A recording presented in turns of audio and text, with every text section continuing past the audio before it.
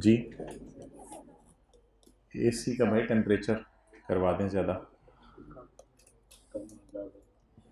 जी अस्सलाम वालेकुम भाई।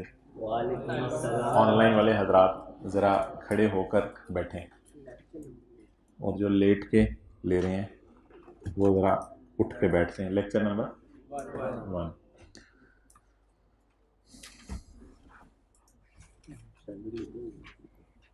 स्टैंडर्ड लेके आए हुए हो? अच्छा।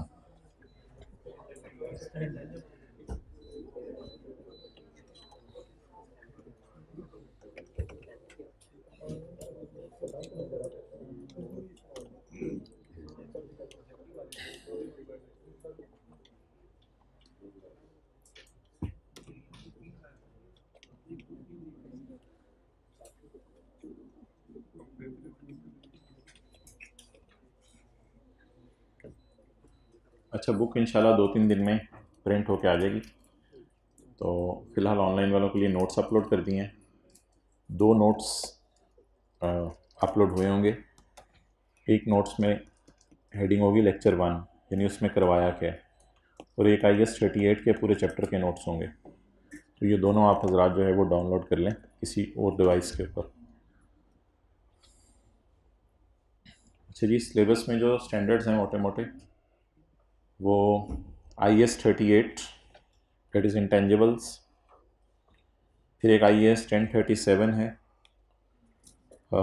फिर एक एग्रीकल्चर है IS 41 जिसको हम दूसरे नंबर पे करेंगे। फिर रेवेन्यू कैसे रिकॉर्ड करना है इसकी थोड़ी डिस्कशन है। फिर फाइनेंशियल इंस्ट्रूमेंट्स हैं, जैसे आप इन्वेस्टमेंट्स वगैरह किसी कंपनी में कर देते हैं, कोई शेयर ख़रीद लेते हैं। इसके बाद लीज़ है, मशहूर ज़माना जो टॉपिक है। जिस तरह डिप्रिसिएशन पे दिन लगते थे आपके FR1 में, उस तरह लीज़ पे दिन लगेंगे इधर।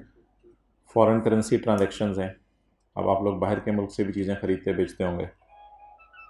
चलो अच्छा हुआ। इनकम टैक्स, इसका उस टैक्स से कोई ताल्लुक़ नहीं जो टैक्स आप लोगों ने पढ़ा हुआ है, थोड़ा डिफरेंट होगा। ऑपरेटिंग सेगमेंट्स, डिफरेंट सेगमेंट्स होते हैं एक ऑर्गेनाइजेशन के। प्रिपरेशन ऑफ फाइनेंशियल स्टेटमेंट्स, जिसमें आप P&L और बैलेंस शीट वगैरह बनाते हैं।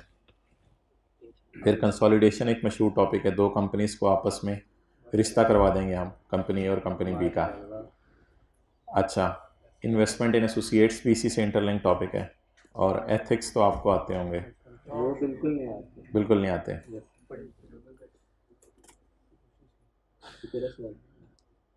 अच्छा, इसकी ग्रिड भी है लेकिन उसकी अभी डिस्कशन की ज़रूरत नहीं है। तो लेक्चर अप्रॉक्सीमेटली 2 घंटे का हुआ करेगा। और जो ऑनलाइन वाले हजरात हैं वो अगर एक लेक्चर भी किसी दिन छोड़ देंगे तो याद रखिएगा वो अपने आप को बहुत पीछे ले जाएंगे।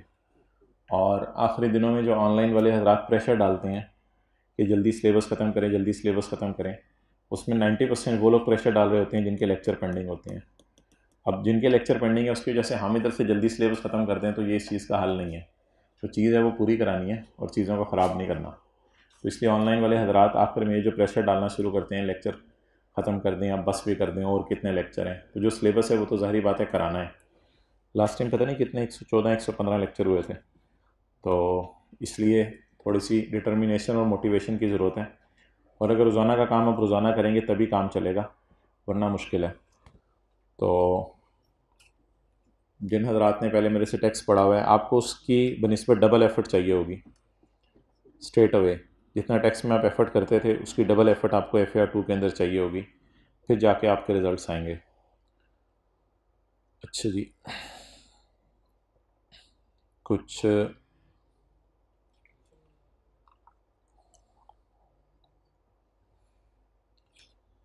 कैट की वेबसाइट पे एक मार्किंग स्कीम अपलोड होती है जो FAR 1 के अंदर शायद आपने कभी ज़िंदगी में देखी हो। तो इसमें डिफरेंट स्टेप्स के मार्क्स होते हैं। जैसे कोई टॉपिक है उसमें प्रॉपर्टी प्लांट एंड इक्विपमेंट की फ़िगर निकालनी है, उसमें ज़्यादा एडजस्टमेंट से इसने 2.5 मार्क्स रखे हुए हैं। फिर कोई लाइबिलिटीज़ कम होंगी उसके 1.5 मार्क्स रखे हुए हैं। ये कोई चीज़ है कंसोलिडेटेड रिजर्व, इसमें ज़्यादा चीज़ें होंगी। तो गलती कैरी फॉरवर्ड नहीं होती। कोई आप अगर गलती कर देते हैं, जैसे कई जगहों पर डिडक्शन का रेट होता है वो आपने गलत लगा दिया, तो इसका मतलब है आगे सारी एंट्रीज़ आपकी गलत नहीं होंगी, सिर्फ जहाँ पे वो गलती हुई है उसी को वो कंसिडर करेगा। बाकी ये पिछली अटैम्प्ट के एग्जामिनर कमेंट्स होंगे, ऑटम 2022 ही बनती है। तो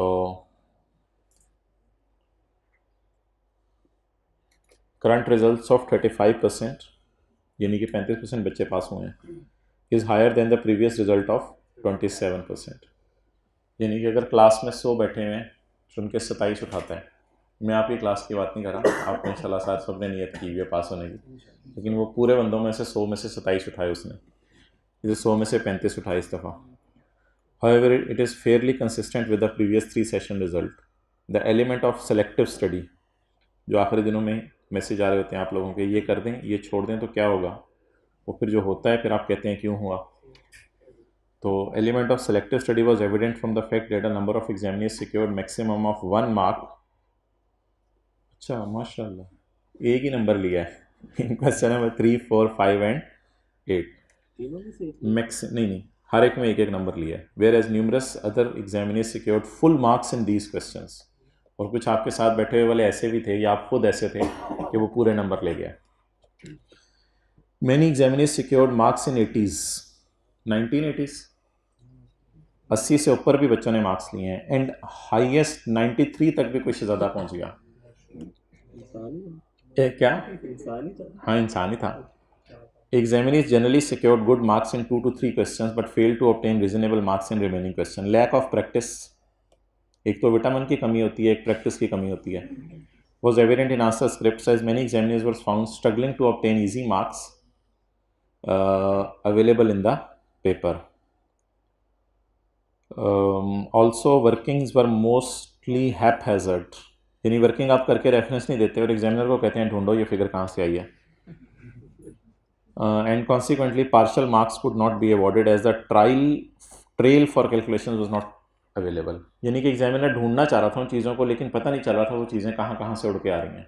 आप कैलकुलेटर पे ही प्लस माइनस करके उन चीज़ों को लिख रहे थे। अच्छा जी,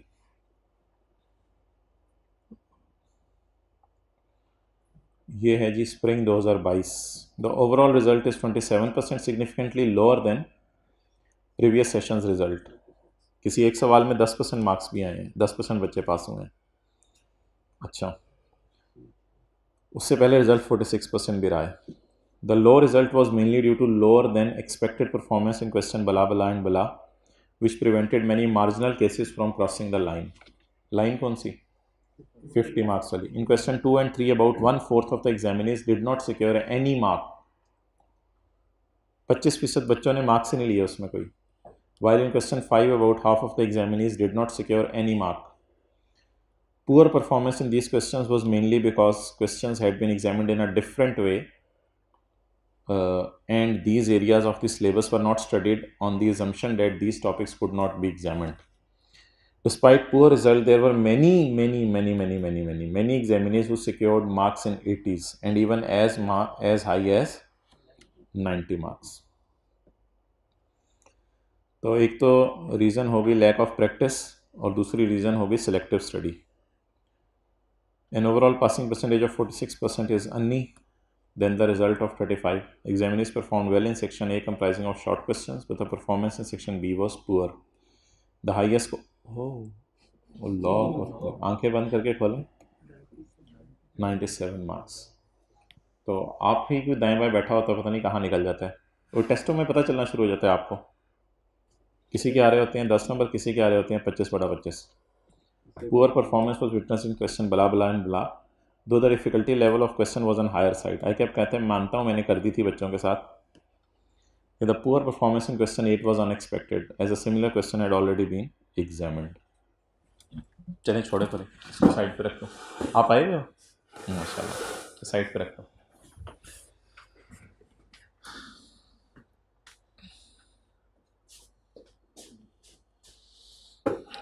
भाई नोट्स बांट दो, उन क्लासेस में पढ़े हैं notes?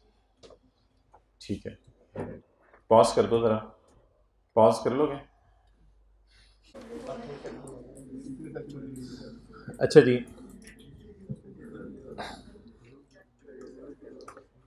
Let's start with IAS 38। इससे पहले आप ने शायद बाय कर लिया हूँ IFRS। तो आज आपने स्टैंडर्ड ढूंढने हैं, उनको कपड़ा शपड़ा मारना है, उससे मट्टी झाड़नी है और मट्टी झाड़ कर आपने पीछे बातें करनी पार्ट A2 को ढूंढना है। A1 या A2? A2। A1 में क्या है? A1 में क्या है? IFRS। और A2 में क्या है? IAS। पार्ट बी यूज किया है FR1 में? पार्ट बी यहां यूज होगा, पार्ट सी यूज नहीं होगा। अच्छा, तो स्टैंडर्ड जो आपने आईकैप से बाय करने हैं या कर लिए होंगे, पार्ट A1 यूज होगा, पार्ट A2 यूज होगा और पार्ट बी यूज होगा। बी में एग्जांपल्स होती हैं। अच्छा, किसी IFRS का आपको नंबर याद हो? FAR1 में कोई IFRS था? ये सबके साथ IAS ही लगा होता था। IAS लगा होता था। कौन सा IAS था मसला? 16, 23। अच्छा, इन्वेंट्री वाला IAS 2। अच्छा, इसी तरह और IAS होंगे। आगे आ जाएं, आगे आ जाएं। पहले आते थे IAS, जिसमें IAS 16 property plant and equipment था। IAS 38 आज हम पढ़ने लगे इंटेंजिबल्स। और एक आखिरी IAS आया था 41 एग्रीकल्चर। इसके आने के बाद IAS आने बंद हो गए थे, फिर IFRS आ गए थे। इनका नाम था इंटरनेशनल अकाउंटिंग स्टैंडर्ड और इनका नाम था इंटरनेशनल फाइनेंशियल रिपोर्टिंग स्टैंडर्ड। लेकिन इन तीनों के बाहर नाम IFRS ही लिखा होता है। लेकिन पार्ट A1 के अंदर आपको IFRS मिलेंगे और पार्ट A2 के अंदर आपको IAS मिलेंगे। IAS 38 आज हम स्टार्ट करने लगे हैं। IFRS भी हमारे सिलेबस में है, 15 है, IFRS 16 है। ये दो IFRS हमारे सिलेबस में है। तो बहरहाल पार्ट A2 ढूंढ के उसमें IAS 38 आपने जो है वो तलाश करके रख लेना है। किसी दिन फिर आपको कहा जाएगा क्लास में भी ले आएं ताकि उसकी बेस पर डिस्कशन हो जाए। अच्छा, IAS में डेफिनेशंस कहाँ दी होती हैं? अगर मिसाल के तौर पे हम IAS 38 खोलते हैं, घर जाके आप IAS 38 खोलें,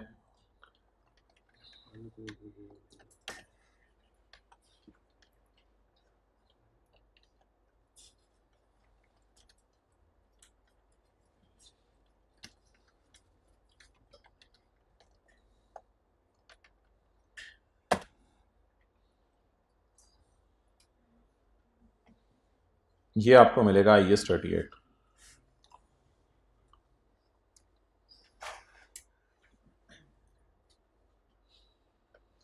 इसमें कुछ पैरास दिए होते हैं IN के नाम से, इंट्रोडक्शन।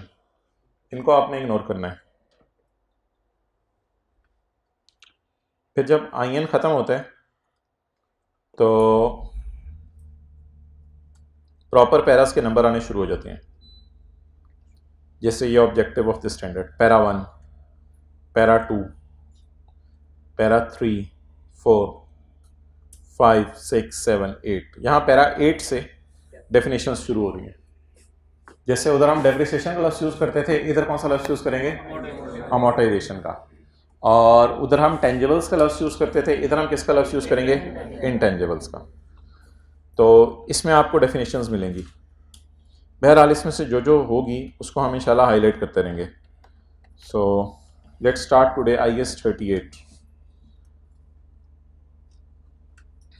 अच्छा जी, IAS 16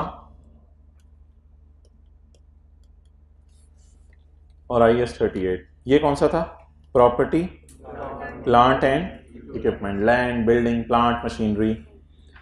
ये होगा इंटेंजिबल्स, जैसे कंप्यूटर सॉफ्टवेयर या आपके कोई लाइसेंसेस, असलहे का लाइसेंस है आपके पास या और कोई लाइसेंसेस हैं, फिशिंग लाइसेंस है, डेट विल बी इंटेंजिबल्स, जिनको आप टच नहीं कर सकते। अच्छा, इधर कौन सा लफ्ज़ यूज होता था? डेप्रीसिएशन। इधर कौन सा लफ्ज़ यूज होगा? अमोर्टाइजेशन। और कोई स्टैंडर्ड जो एसेट्स को डील करता हो, एसेट्स को? IAS 40 किसको डील करता है? इन्वेस्टमेंट प्रॉपर्टी, यानी क्या? लैंड और बिल्डिंग। लैंड और बिल्डिंग की बात करता था, जो किस लिए रखी हो? रेंटल के लिए रखी हो। लेकिन अगर लैंड एंड बिल्डिंग खुद यूज़ कर रहे हो तो प्रॉपर्टी प्लांट इक्विपमेंट। लेकिन अगर किराए पे देनी है या बेचनी है, इन्वेस्टमेंट प्रॉपर्टी। IS 41 agriculture. क्या किसी गाय के पास घर में गांव हो सकती है? गाय, क्या किसी गाय के पास, जीजू भाई के पास घर में गाफ अलिफ वाली गाय हो सकती है घर में? तो अगर कोई बंदा गाय रखी हुई है और मोहल्ले में दूध बेचता है तो उसके जो गाय होगी वो गाय पीपी है, वो गाय पीपी है, प्रॉपर्टी प्लांट एंड इक्विपमेंट है। वो गाय इंटेंजेबल है, ना छुओ मुझे, वो इंटेंजेबल है, छुएबल नहीं है, छुएबल नहीं, छुएबल, छुएबल नहीं है, छुएबल है। You can touch the gown, you can check her teeth, okay, अगर वो बुरा ना बनाए तो यू कैन चेक हर दुम। अच्छा, तब वो टांग मार देगी। अच्छा, और कोई स्टैंडर्ड जो एसेट्स को डील करता हो? IS 2 किसको डील करेगा? इन्वेंट्रीज को डील करेगा। और कोई स्टैंडर्ड? IFRS 9 एक है, IFRS 9, ये डील करेगा फाइनेंशियल इंस्ट्रूमेंट्स को। किसको? Financial instruments. मिसाल के तौर पर इन्वेस्टमेंट्स आपने कोई कर दी, तो आप अगर बैलेंस शीट देखें किसी ऑर्गेनाइजेशन की, तो बैलेंस शीट में आपको इन्वेंट्री के अलावा बाकी चीज़ें कहाँ नज़र आ रही होंगी? नॉन करंट एसेट्स में। नॉन करंट एसेट्स में क्या नज़र आ रहा होगा? PP, intangibles, investment property, agricultural, और उसके बाद फाइनेंशियल इंस्ट्रूमेंट्स। अच्छा जी, अब ऑर्गेनाइजेशंस के अंदर इंटेंजिबल्स की क्या अहमियत है और ऑर्गेनाइजेशंस की फाइनेंशियल स्टेटमेंट्स के अंदर आपको इंटेंजिबल्स जो है वो मिलते हैं, वो किस वैल्यू के हैं और उसकी अकाउंटिंग करना क्यों ज़रूरी है? IS 16 के काफ़ी अरसे बाद क्या आया था? IS 38, क्योंकि स्टैंडर्ड तरतीब से आए थे। तो जब IS 16 आया तो लोगों ने कहा प्रॉपर्टी प्लांट एंड इक्विपमेंट की तो ट्रीटमेंट बताई हुई है, लेकिन इंटेंजिबल्स की ट्रीटमेंट कहीं नहीं बताई हुई। तो इंटेंजिबल्स की ट्रीटमेंट के लिए कौन सा स्टैंडर्ड लाना पड़ा? IS 38। और IS 38 के बाद कहीं जाके मज और गां की बात हुई। ओके, अब अगर हम कोई फाइनेंशियल स्टेटमेंट्स देखें किसी कंपनी की, जैसे ये पैकेजेस की फाइनेंशियल स्टेटमेंट्स हम खोलते हैं। पैकेजेस एक कंपनी है पाकिस्तान में, इसकी फाइनेंशियल स्टेटमेंट्स में देखते हैं कि बैलेंस शीट में कौन से नॉन करंट एसेट्स आ रहे हैं। पैकेजेस लिमिटेड, आंखों को ऐसे ऐसे करो फिर सही नजर आने लग जाएगा। करते रहो, जब सही होगा मैं बताऊंगा। अच्छा,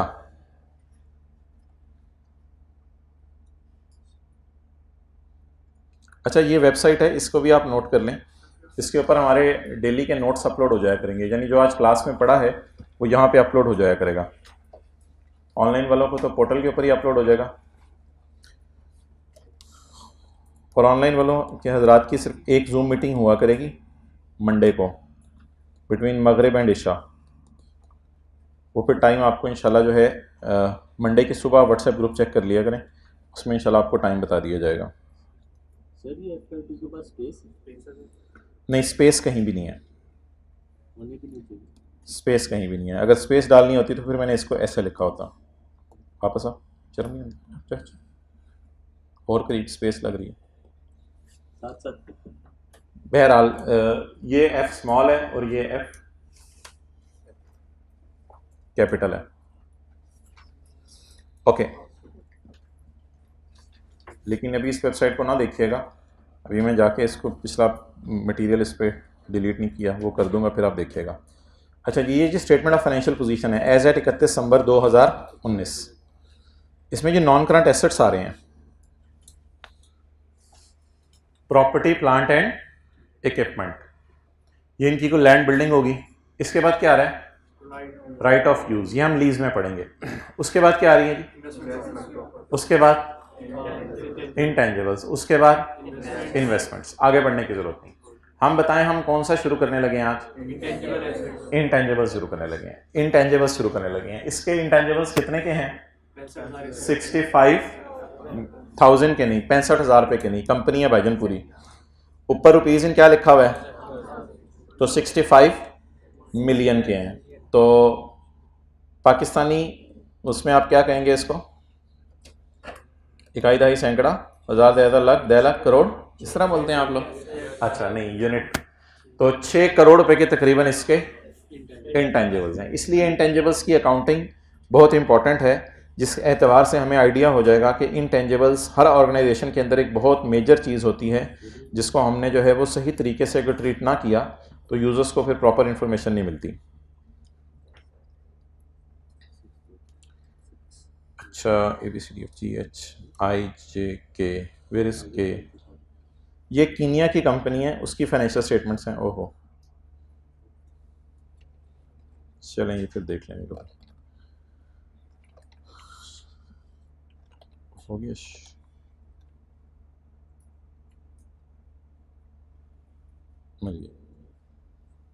ये जी इसकी बैलेंस शीट है। बैलेंस शीट में इसके भी नॉन करंट एसेट्स आ रहे हैं। क्या क्या आ रहा है जी?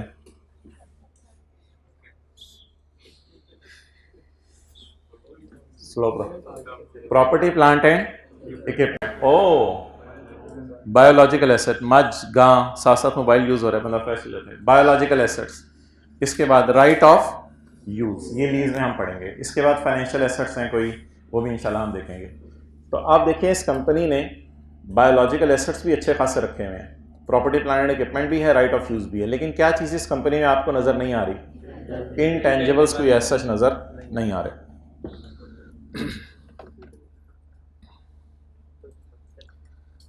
नेक्स्ट जी,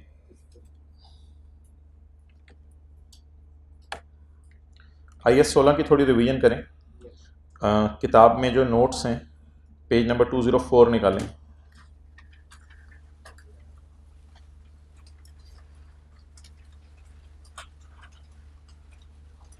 अच्छा, 204।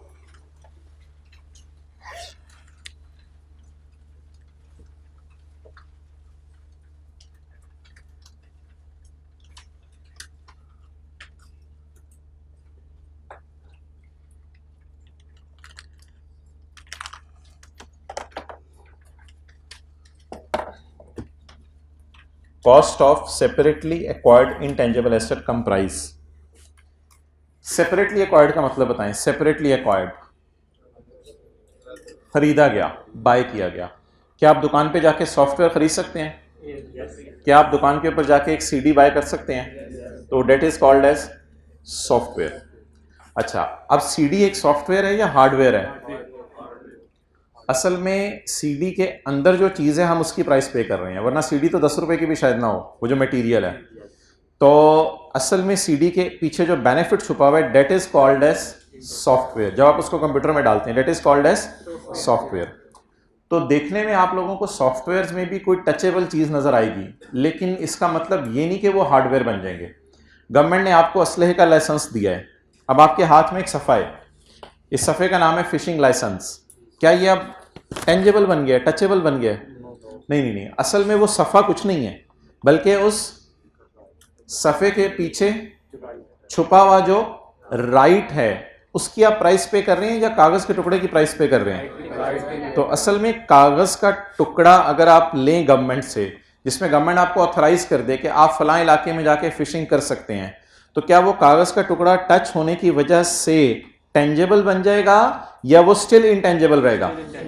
तो देखने में कभी कभी आपको लगेगा कि इनटेंजेबल्स वाली चीज़ें टचेबल हैं, but these are not touchable. उस कागज़ का टुकड़ा तो 1 रुपये का आपको कहीं से मिल जाएगा, उसके पीछे जो पावर छुपी हुई है, जो साइन हुआ हुआ है, उसके पीछे जो पावर है, उसके आप पैसे पे कर रहे हैं। इसी तरह अगर आप CD बाय करते हैं तो CD तो 10 रुपये 20 रुपये की आपको मिल जाएगी, लेकिन आप जो है वो 10,000 रुपया दे के क्यों खरीद रहे हैं? क्योंकि इसके अंदर CD में जो गेम है या CD के अंदर जो सॉफ्टवेयर है, असल में आप किसकी प्राइस पे कर रहे हैं? उसकी प्राइस पे कर रहे हैं या CD की प्राइस पे कर रहे हैं? उसकी प्राइस पे कर रहे हैं। तो what is called as separately acquired intangible? Bought. Separately acquired intangible क्या होते हैं? बॉट। कल हम पढ़ेंगे इंटरनली जनरेटेड इंटेंजिबल। क्या पढ़ेंगे? क्या सॉफ्टवेयर इंटरनली जनरेट हो सकता है? फूड पैंडा से आप खाना मंगवाते हैं तो वो पका पकाया खाना है, तो वो आपने सेपरेटली एक्वायर किया है, आपने खरीदा है। लेकिन अगर आप उसकी जगह किसी दुकान से ऑर्डर कर दें आलू टमाटर प्याज और फिर खाना पकाएं, तो वो खाना सेपरेटली एक्वायर हुआ है या आपने इंटरनली जनरेट किया है? आज हम किन इंटेंजिबल्स की बात कर रहे हैं, जिनको हम खुद बना रहे हैं या जो बने बनाए खरीद रहे हैं? The cost of separately acquired, अलग से खरीदे जा रहे हैं इंटेंजिबल कंप्राइज। अब ये आगे आइए 16 वाली चीजें जो आपने पढ़ी हुई हैं, वन बाय वन पढ़ना शुरू कर दें। परचेज प्राइस क्या होगी? एसेट की कॉस्ट का पार्ट बनेगी। नंबर 2 क्या एसेट की कॉस्ट का पार्ट बनेगा?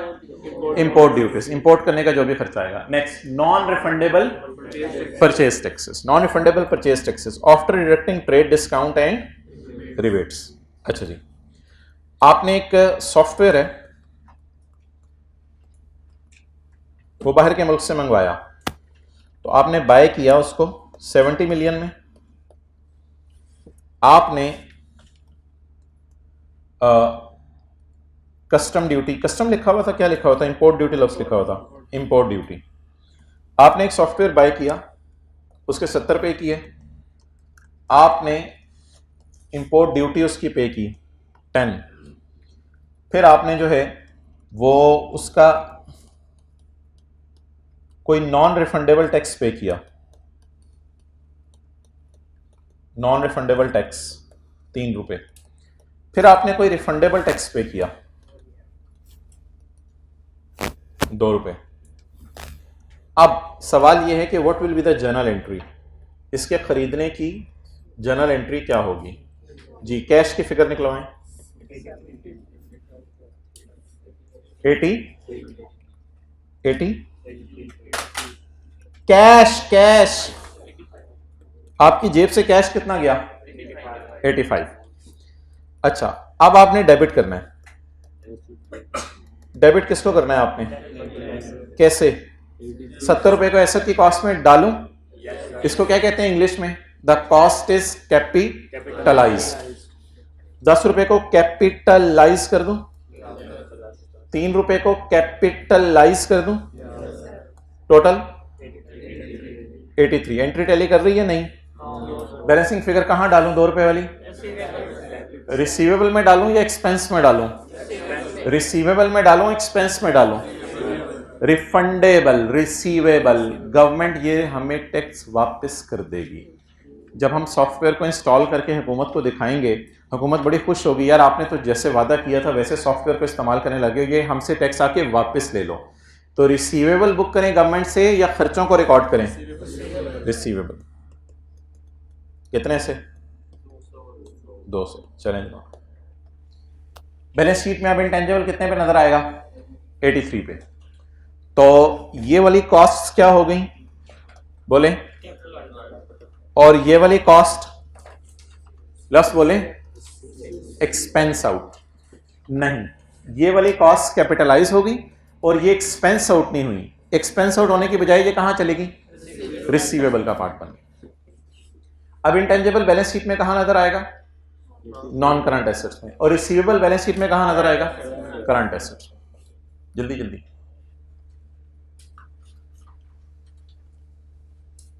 रजिस्टर निकाल लें, कल ही अब्बू ने नया लेके दिया है।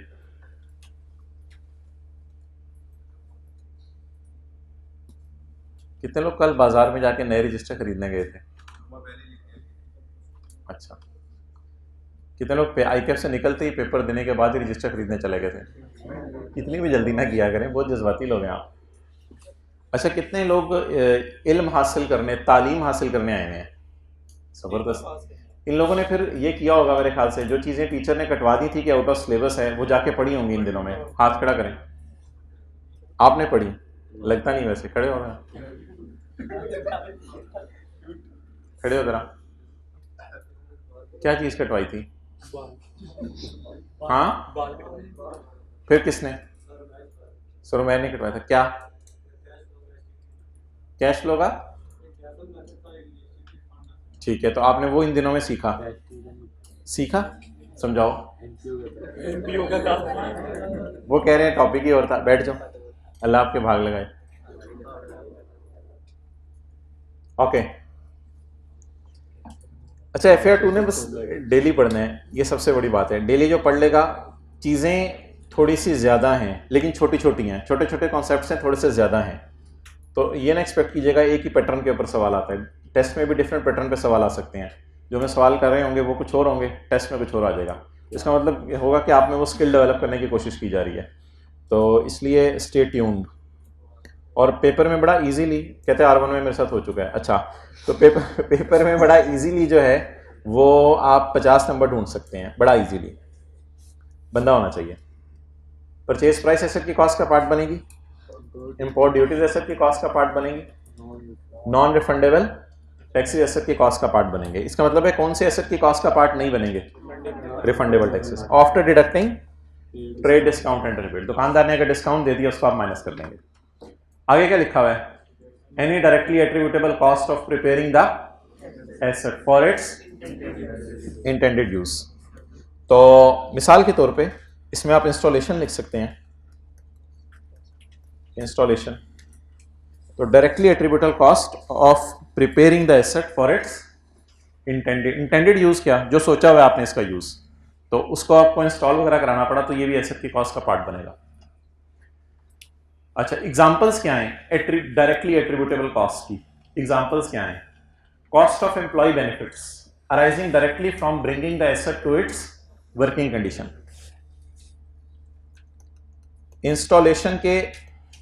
इंस्टॉलेशन के स्टाफ को जो बंदा इंस्टॉल करके देगा, आप क्या करेंगे? कुछ पेमेंट करेंगे, उस पेमेंट का क्या नाम होगा? Employ benefit. यानी हो सकता है वो आपके एम्प्लॉयज हों और आप उनको इसके ऊपर कुछ सैलरी पे करें, तो लिखें इंस्टॉलेशन स्टाफ को आपने पेमेंट की। तो क्या ये एसेट की कॉस्ट में? एसी इंस्टॉल करवाया तो वो भी एसेट की, एसी की कॉस्ट में क्या होता था? ऐड। अगर एम्प्लॉयज को, अपने ही एम्प्लॉयज को अलग से पैसे देके इंस्टॉलेशन करवाई तो वो भी एसेट की कॉस्ट में क्या होगा? ऐड होगा।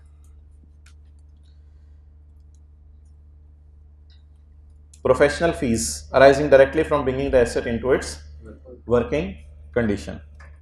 किसी एक्सपर्ट को आपने पेमेंट की कि यार इस सॉफ्टवेयर में एक दो चीज़ें ज़रा चेंज कर दो ताकि हमारे सिस्टम से कंपैटिबल हो जाए, तो किसी एक्सपर्ट को आपने पेमेंट की, उसके लिए प्रोफेशनल फीस पे की। टेस्टिंग कॉस्ट को क्या करते हैं? एसेट की कॉस्ट में ऐड करना है या नहीं करना? करना है, क्योंकि ये सारी किसकी मिसालें हैं? क्या चीज़? हाँ हाँ, वो तो मैं बता रहा हूँ। टेस्टिंग की कॉस्ट को एसेट की कॉस्ट में क्या करना है? ऐड करना है। Whether the asset is functioning properly, कि एसेट प्रॉपरली फंक्शन कर रहा है या नहीं। अब ये कुछ हजरात IAS 16 का एक कॉन्सेप्ट ले आए हैं, वो कह रहे हैं नेट ऑफ सैंपल्स, इससे कोई सैंपल बनाए तो उनको नेट कर दें। तो वो अगर IAS 16 की बात आपने याद करनी है तो वो यहाँ लिख लेते हैं, IAS 16 की एग्जाम्पल देख लेते हैं। क्योंकि इंटेंजिबल्स आमतौर पे ऐसे होते नहीं कि उनके सैंपल बेचे जाएं। इंटेंजिबल्स बाय डिफ़ॉल्ट एक सॉफ्टवेयर बन रहा होता है या कोई फार्मूला बन रहा होता है, तो अगर कभी आ जाए तो IAS 16 वाली बात भी शायद रिवाइज कर लें। आपने कोई प्लांट खरीदा 200 रुपये का, इस पर टेस्टिंग कॉस्ट आपने इनकर की 30 की, और sample produced and sold, sample आपने प्रोड्यूस करके बेचे। सैंपल आमतौर पे सस्ते दामों बेचे जाते हैं। अब आप बता दें, प्लांट खरीदा तो ये पैसे आपके पास से आए या आपके पास से गए? गए। टेस्टिंग कॉस्ट क्या है? आपने कुछ स्टाफ को, एक्सपर्ट्स को पैसे दिए कि इसको टेस्ट करो, ये पैसे भी आपके पास से गए। या फिर टेस्टिंग में आपने कोई मटेरियल यूज़ किया होगा, कोई लेबर यूज़ की होगी, और सैंपल प्रोड्यूस किए और प्रोड्यूस करके बेचे, तो ये आउटफ्लो होगा इनफ्लो? इनफ्लो। अब आप मुझे बता दें सारी बहस के बाद कि हम एसेट की कॉस्ट में क्या डालेंगे? प्लांट की कॉस्ट 200, सैंपल में, सैंपल बनाने पे खर्चा कितना आया? 30 का। टेस्टिंग कॉस्ट जिसे मैं कह रहा हूं, यह सैंपल प्रोड्यूस होके उस पर खर्चा आया, और सैंपल प्रोड्यूस होने के बाद आपने क्या कर दिया? इनको सेल कर दिया। आप बता दें ओवरऑल नेट आपको कितना पड़ा? तो एसेट किस पे कैपिटलाइज होगा? PPE डेबिट, कैश क्रेडिट 218 से। तो सैंपल बनाने की कॉस्ट ऐड होगी और सैंपल बेचने के जो पैसे आए वो लेस होंगे।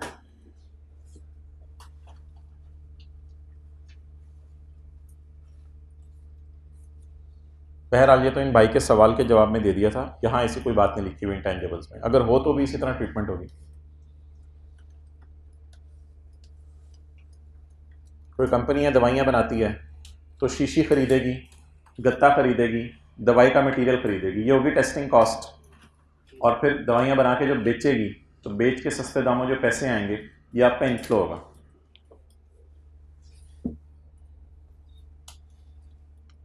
ओके नेक्स्ट,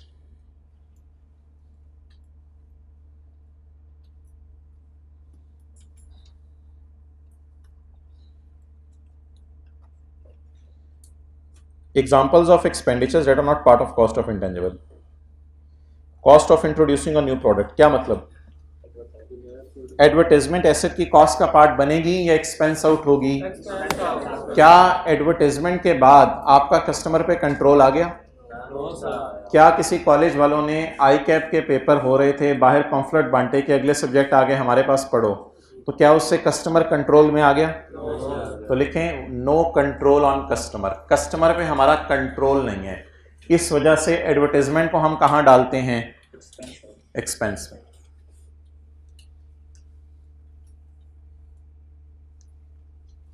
अच्छा, अगर कस्टमर कसम खा ले एडवर्टाइजमेंट देखने के बाद कि हाँ तुमसे ही खरीदूंगा, फिर भी कोई फर्क नहीं पड़ता, बस आपका कंट्रोल नहीं है, घर जाके उसकी नीयत बदल जानी है, कसम तोड़ने का कफारा दे देगा। आगे चलें, थोड़े थोड़े मसाइल सीख रहे हो आप, मुझे लगता है आजकल। Point number B, cost of conducting business in new location और with a new class of customer. Example given, staff training. आपने किसी नई जगह के ऊपर अपनी ब्रांच ओपन की बिजनेस की, मिसाल के तौर पे कॉलेज वालों ने पेशावर के अंदर कोई कैंपस ओपन किया तो टीचरों को पश्तो सिखाई। अब जो टीचरों को पश्तो सिखाई तो that is called as cost of staff training. Admission office वालों को पश्तो सिखाई, that is called as cost of staff training. तो न्यू लोकेशन पे बिजनेस करने की वजह से जो स्टाफ को ट्रेनिंग करनी पड़ती है वो कॉस्ट पे कैपिटलाइज नहीं होगी। अच्छा, इधर भी रीजन वही लिख लें, no control on staff, no control on staff, employees पे हमारा कंट्रोल नहीं होता। अच्छा, अगर एम्प्लॉय बॉन्ड साइन कर दे, सफ़े पे साइन करके दे दे, मैं 2 साल तक आपके पास रहूंगा और अगर मैं मर गया तो मेरी बीवी बच्चे इधर आके काम करेंगे, अगर एम्प्लॉय ये लिख के दे दे, फिर भी नहीं, क्योंकि एम्प्लॉय अगर ये लिख के दे भी दे तो फिर भी बॉन्ड को भी कैंसिल किया जा सकता है, छोड़ के चला जाए, कोई कंट्रोल नहीं हमारा। तो बंदों को मशीनों की तरह नहीं चलाया जा सकता। आगे चलें, cost of conducting business in a new location और with a new class of customer. Next, admin and general overheads, ये कहाँ जाते हैं? एक्सपेंस में जाते हैं या कैपिटलाइज होते हैं? एक्सपेंस में जाते हैं। एडमिन कौन से ऊपर पढ़े हैं?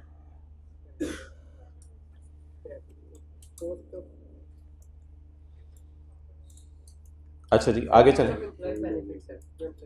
हाँ, स्पेशली अगर आपने एम्प्लॉय को किसी काम के ऊपर लगाया है और वो एक्स्ट्रा एफर्ट करे तो वो एम्प्लॉय बेनिफिट फिर आप ऐड कर दें एसेट की कॉस्ट में। हाँ, इंक्रीमेंटल एक्स्ट्रा वाला ऐड कर दें। ओके,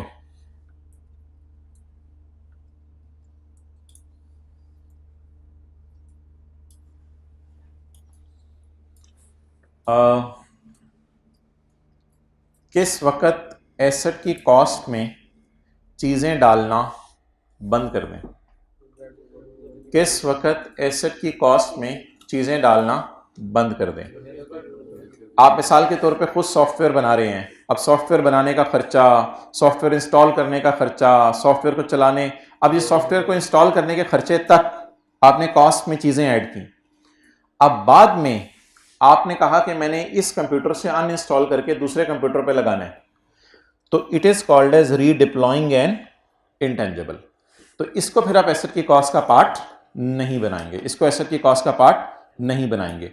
या आपने अपनी कुर्सियां एक कैंपस से दूसरे कैंपस में जाके इंस्टॉल करवा दी, इसको भी आप एसेट की कॉस्ट का पार्ट नहीं बनाएंगे, क्योंकि वो ऑलरेडी काबिल इस्तेमाल हालत में है। आपका अब ये अपना मैनेजमेंट डिसीजन है कि आप चेंज कर रहे हैं। तो रिकॉग्निशन ऑफ कॉस्ट्स, कॉस्ट का रिकॉर्ड करना, ये बातें याद करनी है या स्टैंडर्ड में लिखी हुई है? स्टैंडर्ड में लिखी हुई है। Recognition of cost in carrying amount of intangible ceases, cost को ऐड करना क्या कर दें? बंद कर दें। When the asset is in the condition necessary for it to be capable of operating in the manner intended by management. Therefore, cost incurred in using intangible में क्या कॉस्ट हो सकती हैं? कोई हल्की फुल्की कोई प्रोग्रामिंग का मसला था वो आपने सही करवा लिया, या कोई क्लॉज फिशिंग एग्रीमेंट में सही नहीं डली हुई थी वो उसको आपने जाके सही करवा लिया। तो चलते फिरते इंटेंजिबल्स में आमतौर पे यूज के दौरान इतनी ज्यादा प्रोग्रामिंग चेंज होती नहीं, लेकिन अगर हो जाए तो उसको आपने एक्सपेंस में डालना है या कैपिटलाइज करना है? उसकी हम एक्सेप्शन भी पढ़ेंगे, कोई एक्स्ट्रा बेनिफिट्स आने हों और वो बहस अलग है, वो बाद में करेंगे। और रीडिप्लॉइंग, एक जगह से दूसरी जगह इंटेंजिबल शिफ्ट कर दिया, इसके ऊपर भी एसेट की कॉस्ट में add. And initial operating losses are not included in the carrying amount of that asset, और इनिशियल ऑपरेटिंग लॉसेस भी एसेट की कॉस्ट में ऐड नहीं करने। इनिशियल ऑपरेटिंग लॉसेस क्या होते हैं? रीडिप्लॉइंग तो शिफ्टिंग होगी ना। इनिशियल ऑपरेटिंग लॉसेस क्या होते हैं?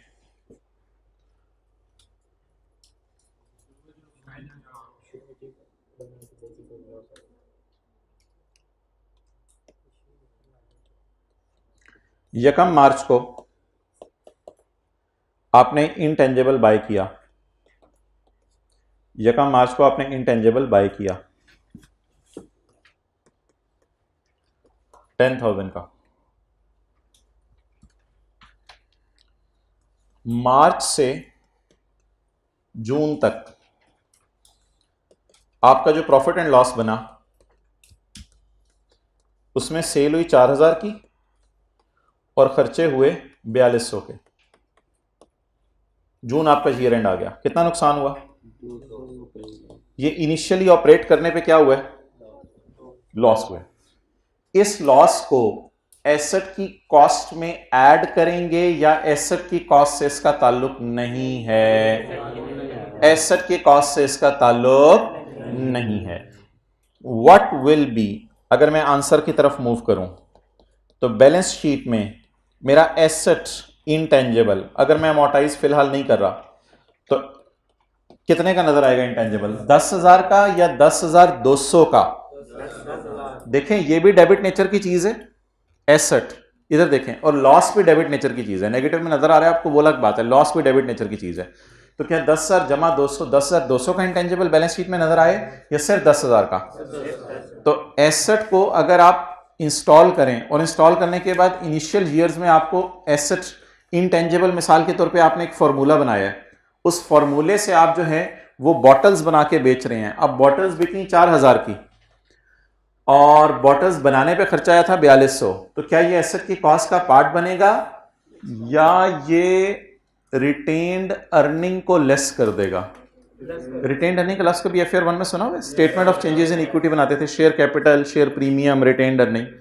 तो क्या आपकी अर्निंग कम हो गई है इसकी वजह से या आपके एसेट बढ़ गए हैं? बोले बोले अर्निंग। तो is it a decrease in earning और is it a part of cost of asset? तो ये सिंपल सा कॉन्सेप्ट है, नोट कर लें। इनिशियल ऑपरेटिंग लॉसेस को एसेट की कॉस्ट का पार्ट नहीं बनाया जाता।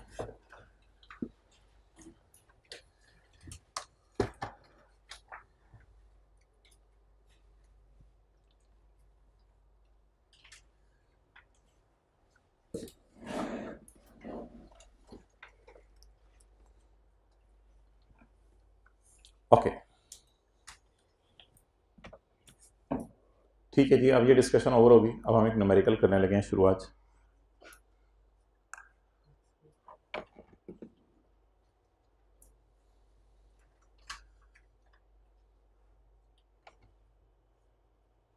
थक जाएगा उसका कंधा, काफी देर नहीं, ठीक है,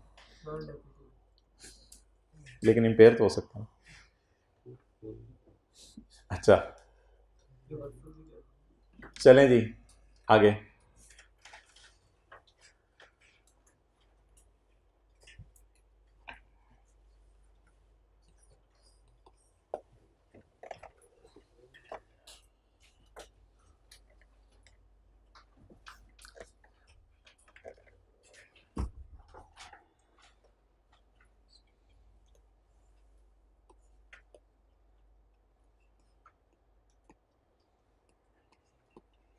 ये एक चिट्टा कुक्कड़ है बनेरे पर।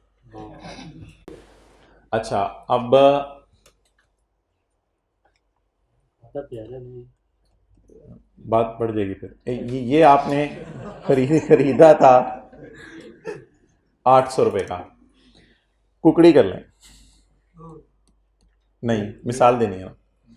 तो ये आपने खरीदी थी, खरीदा था, खरीदी थी ये आपने खरीदी थी 800 रुपये की। फिलहाल डेप्रिसिएशन वगैरह सब छोड़ दें, ये तो बायोलॉजिकल एसेट है, सिर्फ समझने के लिए मिसाल दे रहा हूँ। इससे आप कैसे कैसे फ़ायदा ले सकते हैं? सवारी का फ़ायदा ले सकते हैं। अच्छा, इससे दो फ़ायदे बताएं, किस तरीके से फ़ायदा ले सकते हैं। एक, आप इसको आज बेच दें, या फिर आप इसको पालें। पालेंगे तो क्या आएंगे? ये तो काले कौन से अंडे होते हैं? काले तो नहीं होते।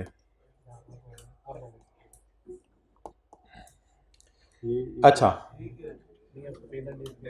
अगर आप इसको पालेंगे तो क्या आएंगे?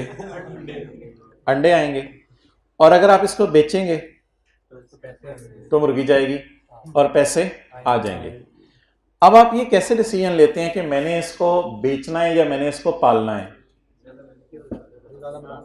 ये देखते हैं कि मुर्गी से हम पूछते हैं फ्यूचर में मैक्सिमम तुम कितने दे दोगी अंडे, यही पूछते हैं ना, कि फ्यूचर में मैक्सिमम अंदाजा लगाते हैं ना, साल, 2 साल, 3 साल, 4 साल तक ये अंडे देती रहेगी। और फिर अंडों को जो बेच के पैसे आएंगे उसकी प्रेजेंट वैल्यू। भाई साथ साथ सीए कर रहा है, ये कौन सा वाला सीए कर रहे हो? इधर देखो। असल में जब आप हजरात इतना अटेंटिव हो जाते हैं ना तो मोबाइल यूज हो रहा होता है। अच्छा, तो ये क्या बात हो रही है सारी? कौन से कॉन्सेप्ट की डिस्कशन हो रही है? 36 सर। इम्पेयरमेंट। ये किसकी डिस्कशन हो रही है? इम्पेयरमेंट। बुक्स में कितने का पड़ा हुआ है? 800 का। अगर मैं इसको बेच दूं तो fair value minus cost to sell type का फिक्रा बोला जाता था। अगर मैं इसको बेच दूं तो मुझे 700 दे के जाएगा, और अगर मैं इसको पालूं तो मुझे इसको नहीं चारा नहीं दाने, तो मुझे इसको दाने खिलाने पड़ेंगे, दूध तो नहीं पिलाना पड़ेगा बादाम डाल के, तो मुझे इसको जो है वो कुछ ना कुछ खिलाना पड़ेगा। तो कोई ना कोई मेरा आउटफ्लो भी होगा, लेकिन अंडे आएंगे तो मेरा इनफ्लो भी होगा। तो फर्ज करें ये 900 है। आप बताएं आपको क्या बेहतर लग रहा है कि मैं इसको बेचूं या पालूं? पालूंगा तो कितने आएंगे? 900। बेचूंगा तो क्या बेहतर है? इसका नाम क्या रखते थे? Fair value minus cost to sell. इसका नाम वैल्यू इन यूज। इन दोनों में से हायर रिकवरेबल अमाउंट। इन दोनों में से हायर रिकवर, फायदा रिकवर कैसे किया जा सकते हैं ये। और ये बुक वैल्यू होती थी, बुक्स के अंदर जो नजर आ रहा है। फिर कंपेयर करके किस टेस्ट से गुजारते थे? इम्पेयरमेंट टेस्ट से। चलें जी, पहला सवाल शुरू करें। नोट्स में दिया हुआ है आखिरी सफ़े पे। कौन सा सफ़ा है? सफ़ा नंबर बताएं। 224।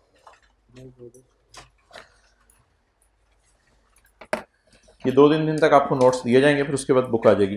अ कंपनी परचेज्ड अ बस कॉस्टिंग ₹500। कंपनी की बस हो गई?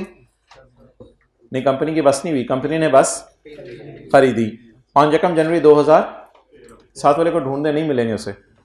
यकम जनवरी 13 को। इसकी यूजफुल लाइफ कितनी है?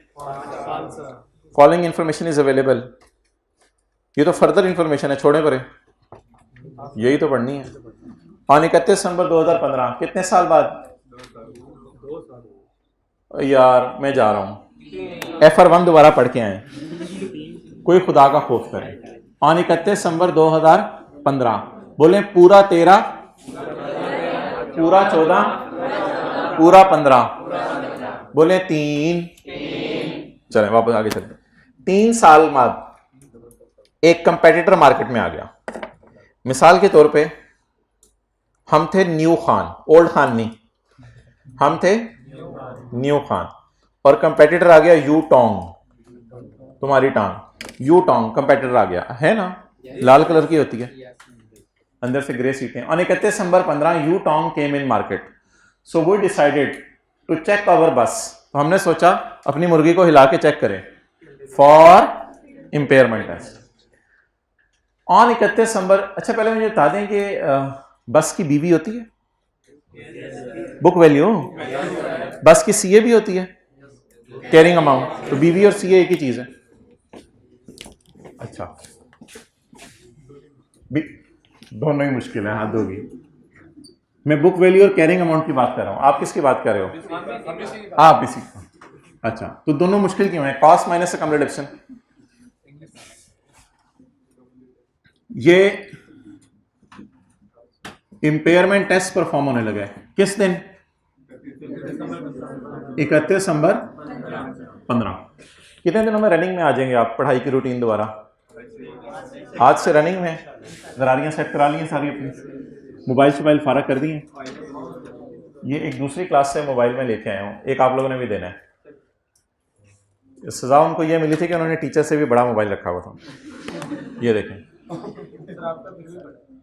अच्छा आपका क्या कह रहे हैं? Book value. अच्छा जी कॉस्ट। भाईजान बस है, बसी है, आपने पूछा कि 500 रुपए की कौन सी बस आती है? अच्छा बसी की कॉस्ट 500, इसकी लाइफ 5 साल। हर साल कितनी डेप्रिशिएट होगी? 100 रुपए। तो 500 डिवाइड बाय 5 100, तो कितने साल डेप्रिशिएट हो चुकी है? पूरा 13, पूरा 14, पूरा 15। कॉस्ट बोले 500। जब मैं 500 को डिवाइड करूंगा 5 से तो कितने साल की डेप्शन आएगी? 1 साल की। मुझे कितने साल की चाहिए? साथ वाले के बैग से कैलकुलेटर निकालें। 200। मुझे बता दें इस बस की बीवी कितनी है? 200। किस दिन? 31 दिसंबर 15। इसको किससे कंपेयर करूं? रिकवरेबल अमाउंट से।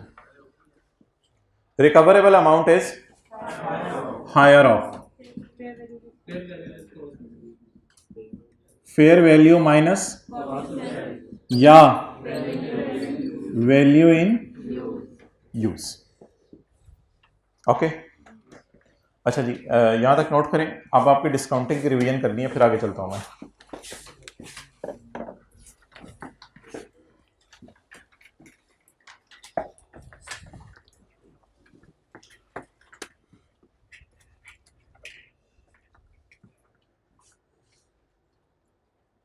पुत्र ये कब से मसला नोट ना करने वाला? मैट्रिक से? आज से शुरू है, आज ही शुरू हो गया। Yes sir. मेरे आने की वजह से फिर रजिस्टर लाना भूल गया। इसको एक सफा पढ़ के दें, 1 रुपया लें। कितने का रजिस्टर है? इसी ने नहीं लेना।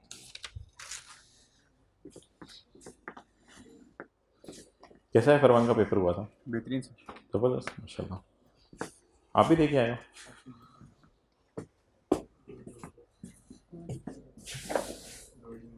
मुश्किल से गुजरे होंगे 3 दिन। अच्छा जी घर वालों के कोई काम का काम कर लेते। अच्छा जी अब मोहतरम जरा डिस्काउंटिंग की रिवीजन कर लेते हैं, इससे हट के कहीं। अगर हमारी डिस्कशन के दरमियान कोई और डिस्कशन चले तो रजिस्टर में उसको डब्बे में ले लिया करें। डब्बे में डब्बा, डब्बे में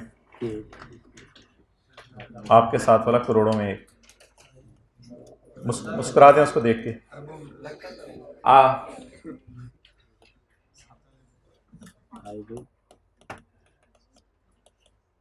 I will receive rupees 600 for 4 years at end of each year.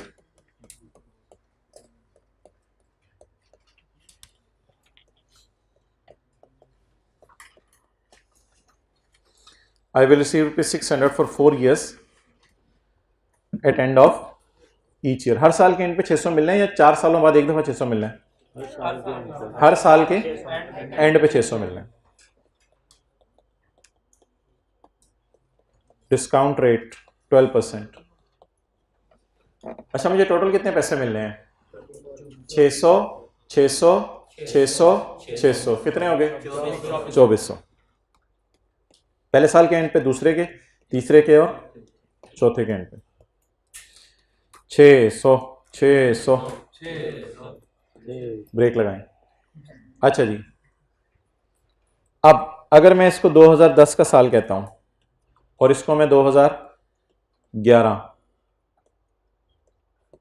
और इसको 2012 और इसको 2013, तो मुझे बताएं इसकी प्रेजेंट वैल्यू ऑन 1 जनवरी 10 मैं कैसे निकालूंगा?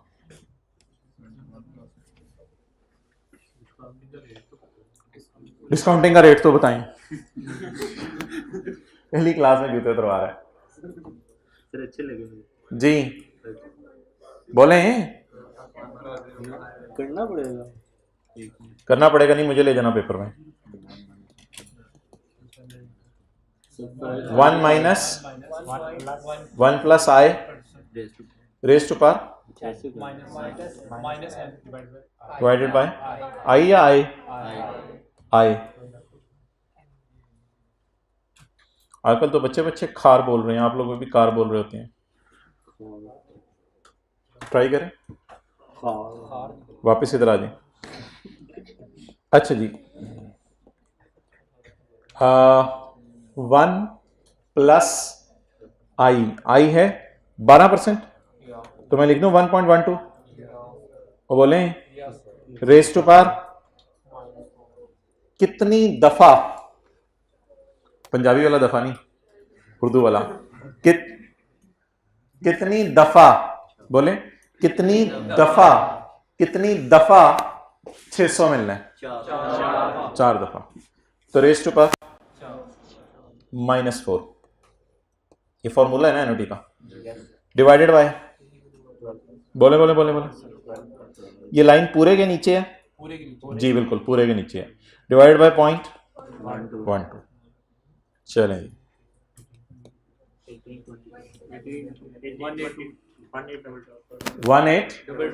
1822। अच्छा, वैसे अगर मैं डिस्काउंटिंग ना करता तो मुझे कितने मिलते? 2400। अभी मुझे 2400 मिलने हैं या प्रेजेंट वैल्यू की मद में कम पैसे मिलने हैं? प्रेजेंट वैल्यू की मद में कम मिलेंगे, 600 ही। लेकिन आज अगर मैं उस बंदे को कहूं मुझे 600 4 साल बाद ना दे, बल्कि इकट्ठे मुझे दे दे तू, तो वो इकट्ठे 2400 देगा या कम पैसे देगा? वो कितने देगा? 1822। अच्छा जी, नोट कर लिया इसको? अच्छा, ज्यादा शर्माते तो नहीं आप लोग? बहुत शर्माते। एक खोता वर्क भी है, डंकी वर्क, वो क्या है? खोता वर्क बताएं। प्रेजेंट वैल्यू ऑन 1 जनवरी 10, चाहे खोते पे जाएं चाहे जहाज पे जाएं, पहुंचेंगे उधर ही पहुंचे। खोता लेट लेके जाएगा, जहाज जल्दी ले जाएगा, बस ये फर्क है, हैं दोनों जहाज ही। अच्छा, आप बताएं कैसे डिस्काउंटिंग करें?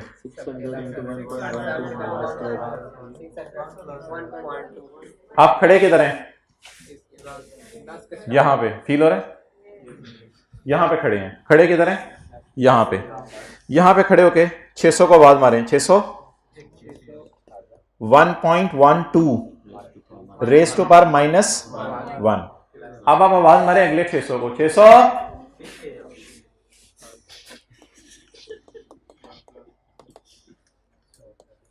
अब आप अगले 600 को आवाज मारे। 600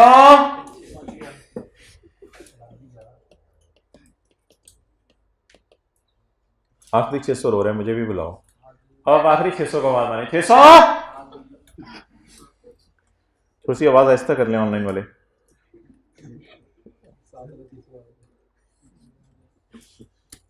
इसको जरा अपने जादुई कैलकुलेटर पे टोटल मारे, तजर्बा करें ना, चेक तो कर लें भाईजान। थोड़ी सी सुस्ती करेंगे ना आप FAR2 में, याद रखिएगा बड़ा नुकसान होगा। हल्की सी भी आपने सुस्ती नहीं करनी, एक एक चीज को आपने कैलकुलेटर पे चेक करना है, घर जाके उसकी कैलकुलेशन करनी है। फिगरें आउट होने से पूरा सवाल जो है वो आपके लिए संभालना मुश्किल हो जाया करेगा। एक एक चीज को बड़ा अटेंटिवली समझें और लें जी। 1822।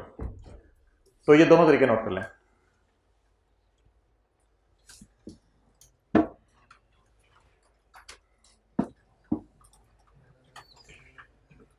प्रेफरेबल कौन सा तरीका है? ऊपर वाला। दूसरे के साथ लिख लिया खोता वर्क। रजिस्टर के पहले सफ़े पे खोता लिख लिया है, हाथ दो भी। कोई रजिस्टर खोले पता नहीं कहाँ पड़ा है। हम बच्चे को उठवाने आए हैं आज।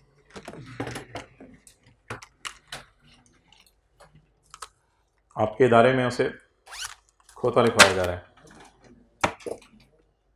स्मार्ट वर्क करना है, खोतों की तरह वर्क करना है। हार्ड वर्क भी जरूरी है साथ। शहरी के पास होते हो आप? ओ अच्छा अच्छा, पास है तेरा। तरावी के पास हो जाया करोगे, शहरी को उठ जाया करना। ओके अच्छा जी, अब एनओटी का फॉर्मूला कब यूज होता है? सेम अमाउंट हो, ठीक है। जब सेम अमाउंट हो, 600 600 600 सेम अमाउंट हो, और क्या हो? सेम इंटरवल हो। दर्जी की तरह साल साल साल साल साल साल बाद हो रहा है। सेम अमाउंट होगी और सेम इंटरवल हो गया। और अच्छा जी, एक से ज्यादा अमाउंट हो। तीसरी बात बोले, क्योंकि एक ही अमाउंट है तो एनओटी का फॉर्मूला नहीं लगाना। तो क्या क्या होना चाहिए बोले? एनओटी का फॉर्मूला, इसको एनओटी का फॉर्मूला कहते हैं। ये जो हमने फॉर्मूला लगाया है डेट इज ऑफ एनओटी, और ये सिंपल डिस्काउंटिंग की है, सिंपल डिस्काउंटिंग की है। अच्छा, कब एनओटी का फॉर्मूला लगना है जल्दी बताएं? अमाउंट्स क्या हो? बराबर हो, फिर इंटरवल सेम हो, एक एक साल का गैप है, और तीसरी चीज एक से ज्यादा अमाउंट्स हो। अगर ये तीन बातें पाई जाएंगी तो हमने फिर कौन सा फॉर्मूला लगाना है? एनओटी वाला। और कैसा भी हो सकता है कि सिंपल अमाउंट, सिंगल अमाउंट को डिस्काउंट करना पड़े जी। पहले ये लिख लिया आप लोगों ने, अमाउंट सेम, इंटरवल सेम, और अमाउंट्स मोर देन वन। अब तो आ गया रजिस्टर, अब तो लिख लो। बॉल पॉइंट नहीं है, आप देखता हूं।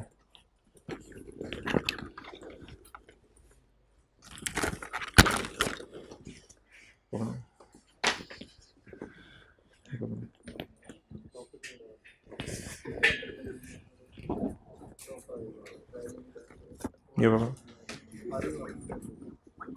ये पकड़ो,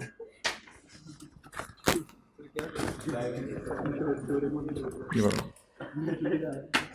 ये पकड़ो। बॉल पॉइंट चाहिए यार, उसके लिए कोई ढूंढ लें। है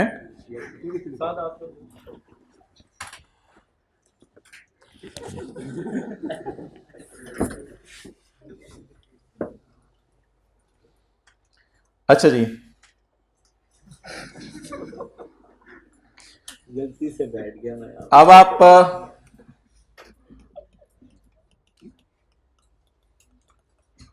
I will receive rupees 800 at end of 5th year only. इसको पीछे ले Discount rate 13%. इसी को उठा लो। I will receive rupees 800 at end of 5th year. 5वें साल के एंड पे मैं रिसीव करूंगा 800।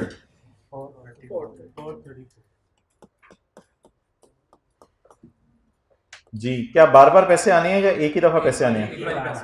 एक ही बार पैसे आने हैं जी। प्रेजेंट वैल्यू आप निकालें। 434। अमाउंट सेम नहीं है, अमाउंट है ही एक, इंटरवल भी तो सेम नहीं है, बस एक ही अमाउंट आ रही है, और अमाउंट भी एक ही, एक से ज्यादा नहीं है।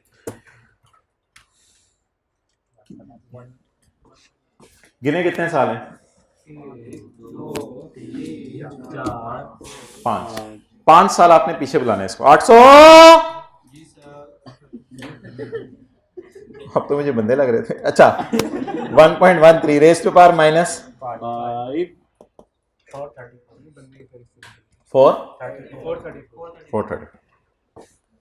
तो अब ये मैं इसको डंकी वर्क नहीं कहूंगा, अब तो ओनली अवेलेबल पॉसिबल ऑप्शन ही ये थी सिर्फ। मरता क्या ना करता, यही काम करना था।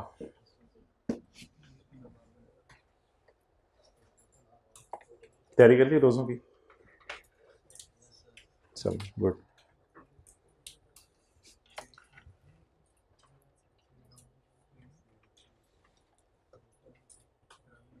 गहरी सी बात है, गहरी।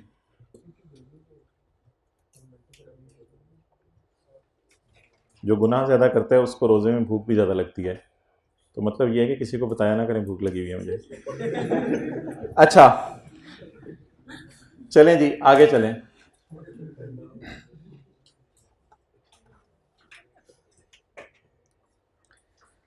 अब सवाल की तरफ वापस आ जाएं जितने दी। ना ना हो सकता है किसी की पहला इंटरेक्शन हो मेरे साथ, तो वो क्या सोचेगा। पॉइंट नंबर 2, ऑन 31 दिसंबर 2015, पूरा 13, पूरा 14, पूरा 15 तक कैसे 3 साल इस्तेमाल हो चुका था, 2 साल इसकी बकाया लाइफ रह गई थी। On 31 December 2015 future cash flows are estimated as follows. अच्छा पहले मुझे बताएं बस खरीदी कब है? 13 में, तो 5 साल चलनी है। 13, 14, 15 में तो कंपेटिटर आ गया, लेकिन हम फिर भी बस चलाएंगे क्योंकि हम हैं, बस की बस करा देंगे। 16 और 17, तो ये 5 साल बस चलनी है। ऑन 31 दिसंबर 15 फ्यूचर में ये एस्टिमेटेड कैश फ्लोज हैं। हर साल इनफ्लो कितना होगा? 70। सवारियों से किराया आएगा और आउटफ्लो कितना होगा? 15। ये किसका होगा? पेट्रोल का, ड्राइवर की तनख्वाह, ये वो बला बला। अच्छा at the end of life किस वक्त? वो बोले 31, 12, 17 को। क्यों? खरीदा कब है? 13, 14, 15, 16, 17। At the end of life लिखें एट ऑन 31 दिसंबर 17 बस कैन बी सोल्ड एट ₹25। बस कितने की बिकेगी? 25 रुपए की। और बस को बेचने का खर्चा कितना आएगा? हो सकता है किसी को कमीशन देना पड़े जो अच्छी प्राइस में बस बिकवा दे। तो if we sell bus today, इसको छोड़ें, अभी मुर्गी को बेचना नहीं है, फिलहाल अंडों वाली बात कर लेते हैं। अब आप मुझे बताएं इस सवाल को सामने रखते हुए कितने साल बस यूज हो गई है? 3 साल। कितनी रह गई है? 2 साल। As on 31, 12, 15 future cash flows, यानी 16 और 17 की बात हो रही है। Future cash flows are estimated as follows. फ्यूचर में मुझे कितना आना है? लिखे फ्यूचर में कितना आना है मुझे? 55। 2016 में भी 55 और 2017 में भी 55। अच्छा भाई इसमें हम अजम्पशन लेते होते हैं कि ये पैसे साल के एंड पे आने हैं। वैसे प्रैक्टिकली देखें किराया साल के एंड पे नहीं आता, किराया तो पूरे साल आएगा, लेकिन हम करें क्या, और कोई अजम्पशन लेनी पड़ेगी। तो ये 70 रुपये 2016 के एंड में आ जाएंगे और यही 70 रुपये 2017 के एंड पे आ जाएंगे। आप बताएं जी इधर मुझे कितने पैसे आएंगे? 55। इधर 55। और जब मैं 2 साल बस चला लूंगा तो फिर भी तो बेचूंगा ना एंड पे, तो वो मैं कितने की बेचूंगा? 25 की। और इसको बेचने का खर्चा कितना आएगा? 2। तो मुझे 25 आएगा या 23 बचेगा? 23 बचेगा। अब आप मुझे बता दें कि ये डेटा आपके सामने है और मैं यहां खड़ा हूं, इनको मैं डिस्काउंट कैसे करूं? ऊपर वाली दोनों फिगर्स में कैरेक्टरिस्टिक्स बताएं। Same amount, same interval, more than 1 payment. तो ऊपर वाले दोनों को कैसे डिस्काउंट कर लूं? एनओटी का फॉर्मूला लगा के। यहां तो बड़ी आसान सी फिगर, ज्यादा भी तो हो सकती है ना। और इसको डिस्काउंट, जो सिंपल डिस्काउंट करना है उसके लिए दर्जी वाला काम, यहां से पकड़ के गिनना शुरू कर दें। 1, 2 साल। तो अब आप प्रेजेंट वैल्यू निकाल लें। ये वैल्यू इन यूज मुझे निकाल के दे दें। वैल्यू इन यूज कैलकुलेटर में उधर ही रखो, हिम्मत करो, हौसला।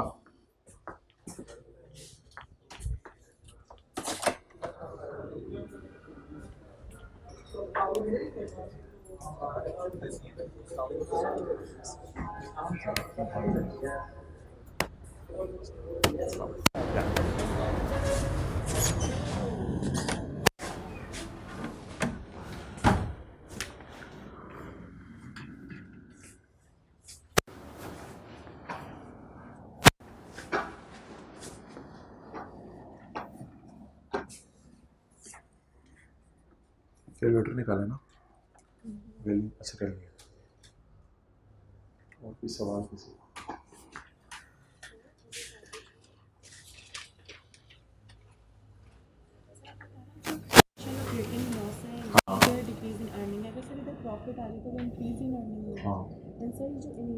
के बाद जो लॉस या प्रॉफिट आएगा वो डिक्रीज और इंक्रीज इन अर्निंग ही होगा वो ना? हाँ बिल्कुल, वो ऐसे फिर भी कोई loss नहीं नेवर।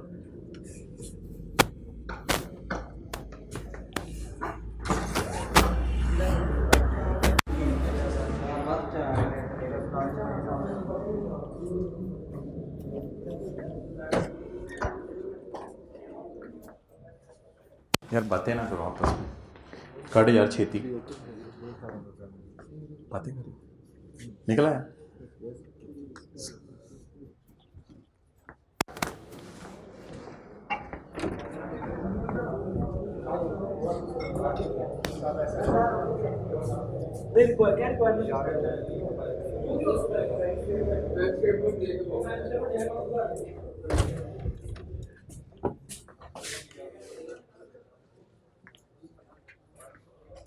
नए दोस्त बनाने हैं या पुरानों पे गुजारा चला रहे हैं? गुजारा चला रहे हैं या अच्छे हैं? आप तो इसलिए दूर बैठे हुए हो। अच्छा जी, 55 को बुलाना है इधर और इधर, तो इसलिए इसके ऊपर हम एनओटी वाला फार्मूला लगा लेते हैं और 23 को डायरेक्ट इधर बुलाना है। इस पर कौन सा फार्मूला लगा लेते हैं? सिंपल डिस्काउंट का।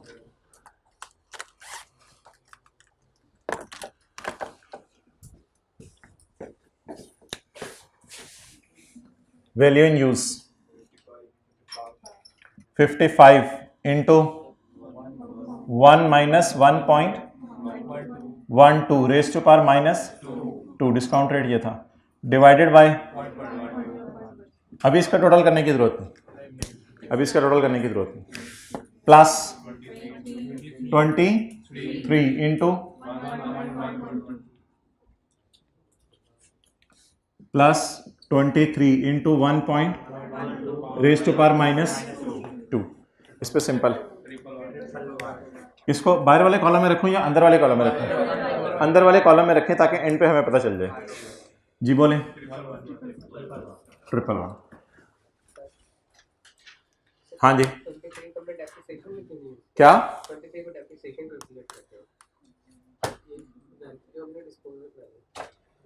वो रेजिडुअल वैल्यू का लफ्ज़ वाज़े लिखेगा, वाज़े लिखेगा, रेजिडुअल वैल्यू इतनी है। अच्छा जी,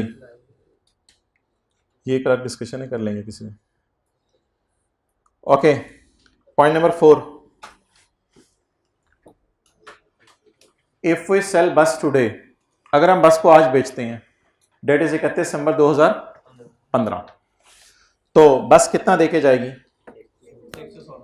ये क्या चक्कर है, इधर 25 रुपए की बिक रही है, इधर 130 की बिक रही है। ये 31/12/17 को बिक रही है जब 2 साल इस्तेमाल हो गया, लेकिन अगर 31/12/15 को ही बस बेच दें तो ये हमें कितना देके जाएगी? 130 - 14 116। इसको डिस्काउंट करने की जरूरत है? क्यों नहीं डिस्काउंट करने की जरूरत? ये ऑलरेडी किस दिन की वैल्यू है? 31 दिसंबर 15 की। जी, what is fair value? What is cost to sell? 116। रखें पालें, रखें पालें, एक ही बात कर रहा हूं, पालें बेचें? बेचना ज्यादा बेहतर है। अच्छा, अब क्या करेंगे? हम बेच देंगे।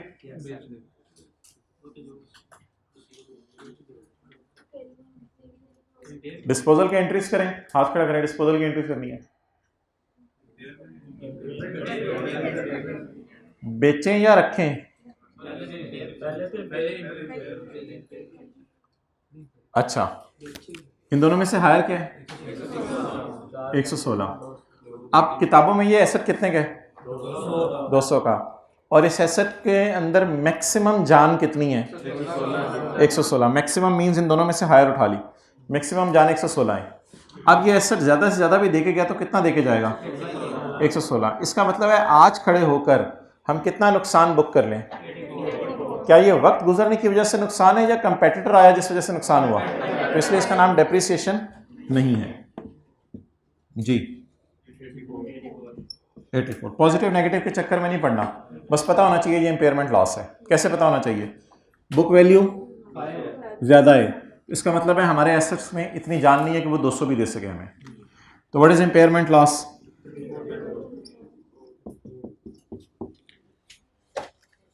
अच्छा, डिसाइड क्या हुआ है, बेचना ज़्यादा अच्छा है या पालना ज़्यादा अच्छा है? अब बेचने की एंट्री कब करें? इस साल के एंड पे कर दें या अगले साल के शुरू में कर दें? अच्छा, मेरी बात इसमें याद रखिएगा, इसका मतलब ये नहीं होता कि अब हमने बेच देना है। इट डजंट मीन कि आप बेच देना है। चाहे आप अपने पास रखने की नीयत भी रखते हैं, इंपेयरमेंट टेस्ट से आपने जरूर गुजारना है। हाँ, आपके पास एक ऑप्शन अवेलेबल है, आप 116 रुपये कमा सकते हैं, ना कमाएं, आपकी मर्जी है। हो सकता है आप अपने पास रखें, तो अपने पास रखने में कोई मसला नहीं है, आप इसको अपने पास रखें और इस्तेमाल करें।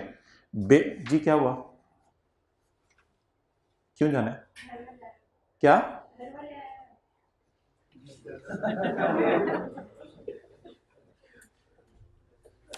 अच्छा जी, अब आप हजरात मुझे बताएं कि what will be the general entry as on 31 December 2015। 31 दिसंबर 15 को जनरल एंट्री क्या होगी? वैसे हमारी एंट्रीज ओवरऑल क्या हुई होंगी 13 में? बस डेबिट कैश क्रेडिट कितने से? 500 से। फिर ईयर एंड पर अकाम रिडक्शन 100 से। फिर 2014 में क्या एंट्रीज हुई होंगी? बस खरीदने की दोबारा कोई एंट्री नहीं हुई होगी। डेप्रिसिएशन डेबिट कितने से? 100 से। और 15 में depreciation debit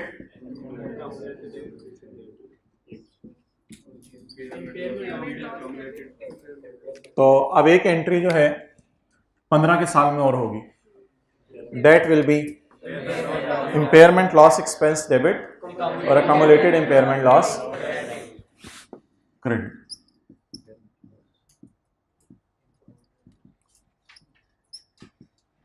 impairment loss expense debit कितने से? 84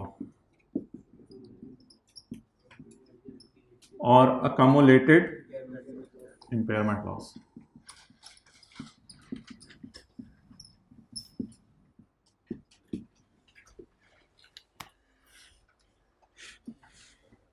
नोट।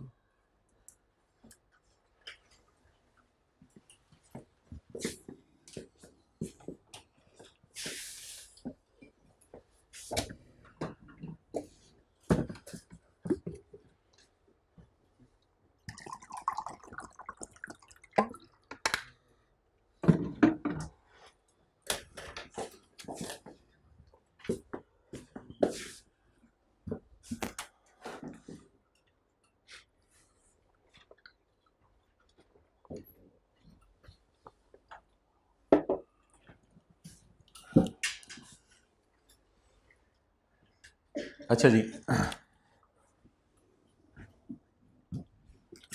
नाउ बैलेंस शीट और profit and loss 15, 14, 13। Cost less accumulated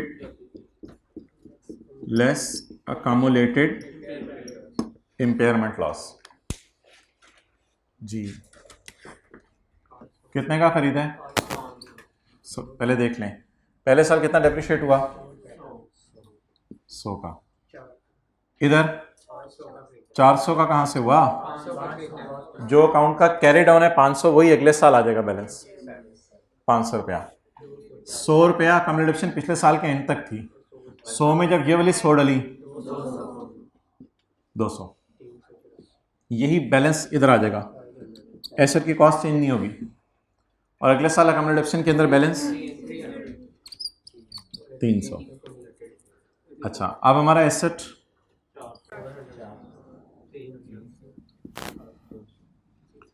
अब इधर बताएं कितने की इम्पेयरमेंट? 84।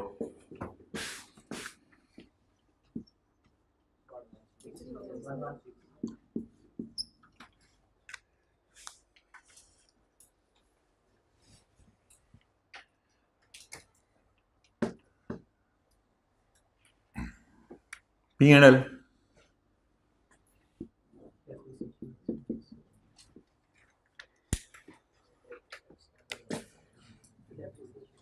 depreciation, impairment loss,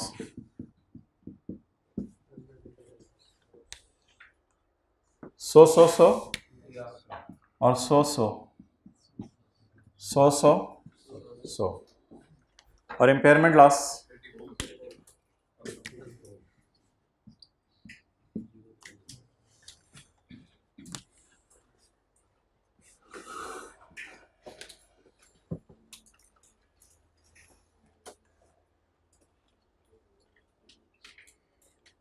तो तीसरे साल के एंड पे बुक वैल्यू क्या आ गई? 116। तो बैलेंस शीट में ये कितने पे नजर आएगा? 116।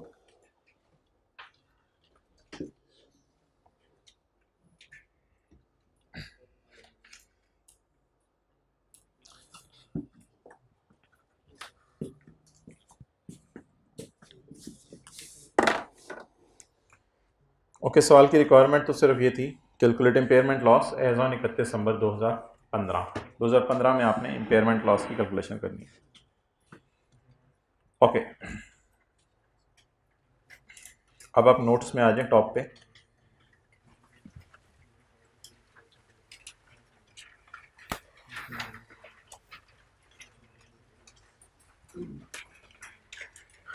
Definitions,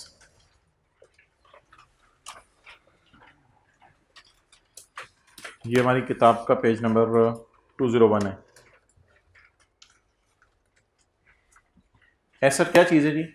asset is a resource which is controlled by the as a result of past event.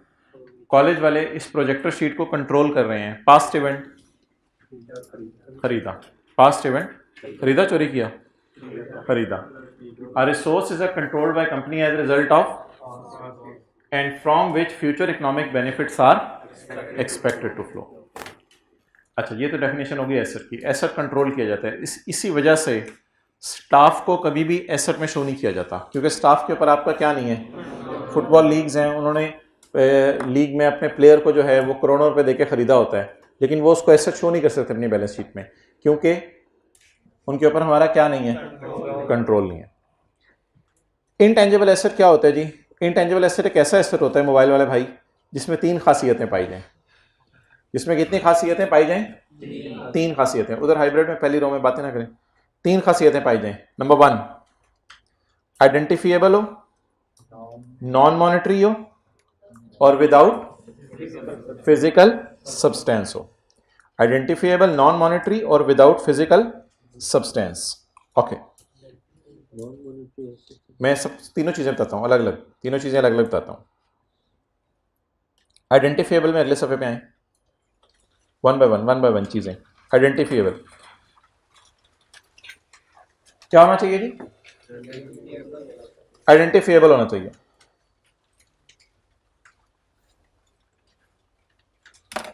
चीज़ की शनाख्त कैसे होती है, आइडेंटिफाई कैसे होती है? या वो सेपरेबल हो या कॉन्ट्रेक्चुअल और लीगल राइट हो। सेपरेबल हो, ये अजीब सी मिसाल एक देने लगा हूं। किसी बंदे से उसका नाक सेपरेट किया जा सकता है? नहीं यार, अजीब बात। तो ये सेपरेबल नहीं है। कान सेपरेबल नहीं है, ऐनक सेपरेबल है। अच्छा, अब अगर मैं एक कंपनी की बात करूं तो कंपनी के पास एक सॉफ्टवेयर है। क्या ये सॉफ्टवेयर अगर बेचना हो तो ये सेपरेबल है? बिल्कुल। कंपनी सॉफ्टवेयर को क्या कर सकती है? बेच सकती है। कंपनी सॉफ्टवेयर को क्या कर सकती है? क्या उसके लिए पूरी कंपनी बेचनी पड़ेगी? पूरी कंपनी बेचनी पड़ेगी या सेपरेट करके बेचा जा सकता है?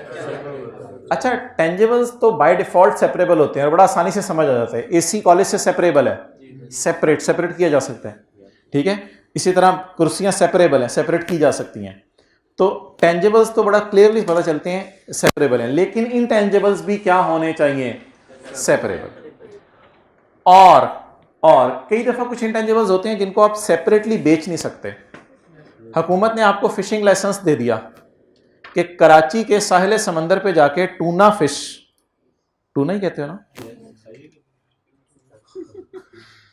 टूना फिश को आप जो है वो शिकार कर सकते हैं, और कोई फिश आई तो उसे वापस डाल देना है अंदर, टूना अगर आई ना तो उसको पकड़ लेना है। और अगले 1 साल तक या 2 साल तक या 3 साल तक हम आपको ये राइट दे रहे हैं कि आप जाके फिशिंग कर सकते हैं।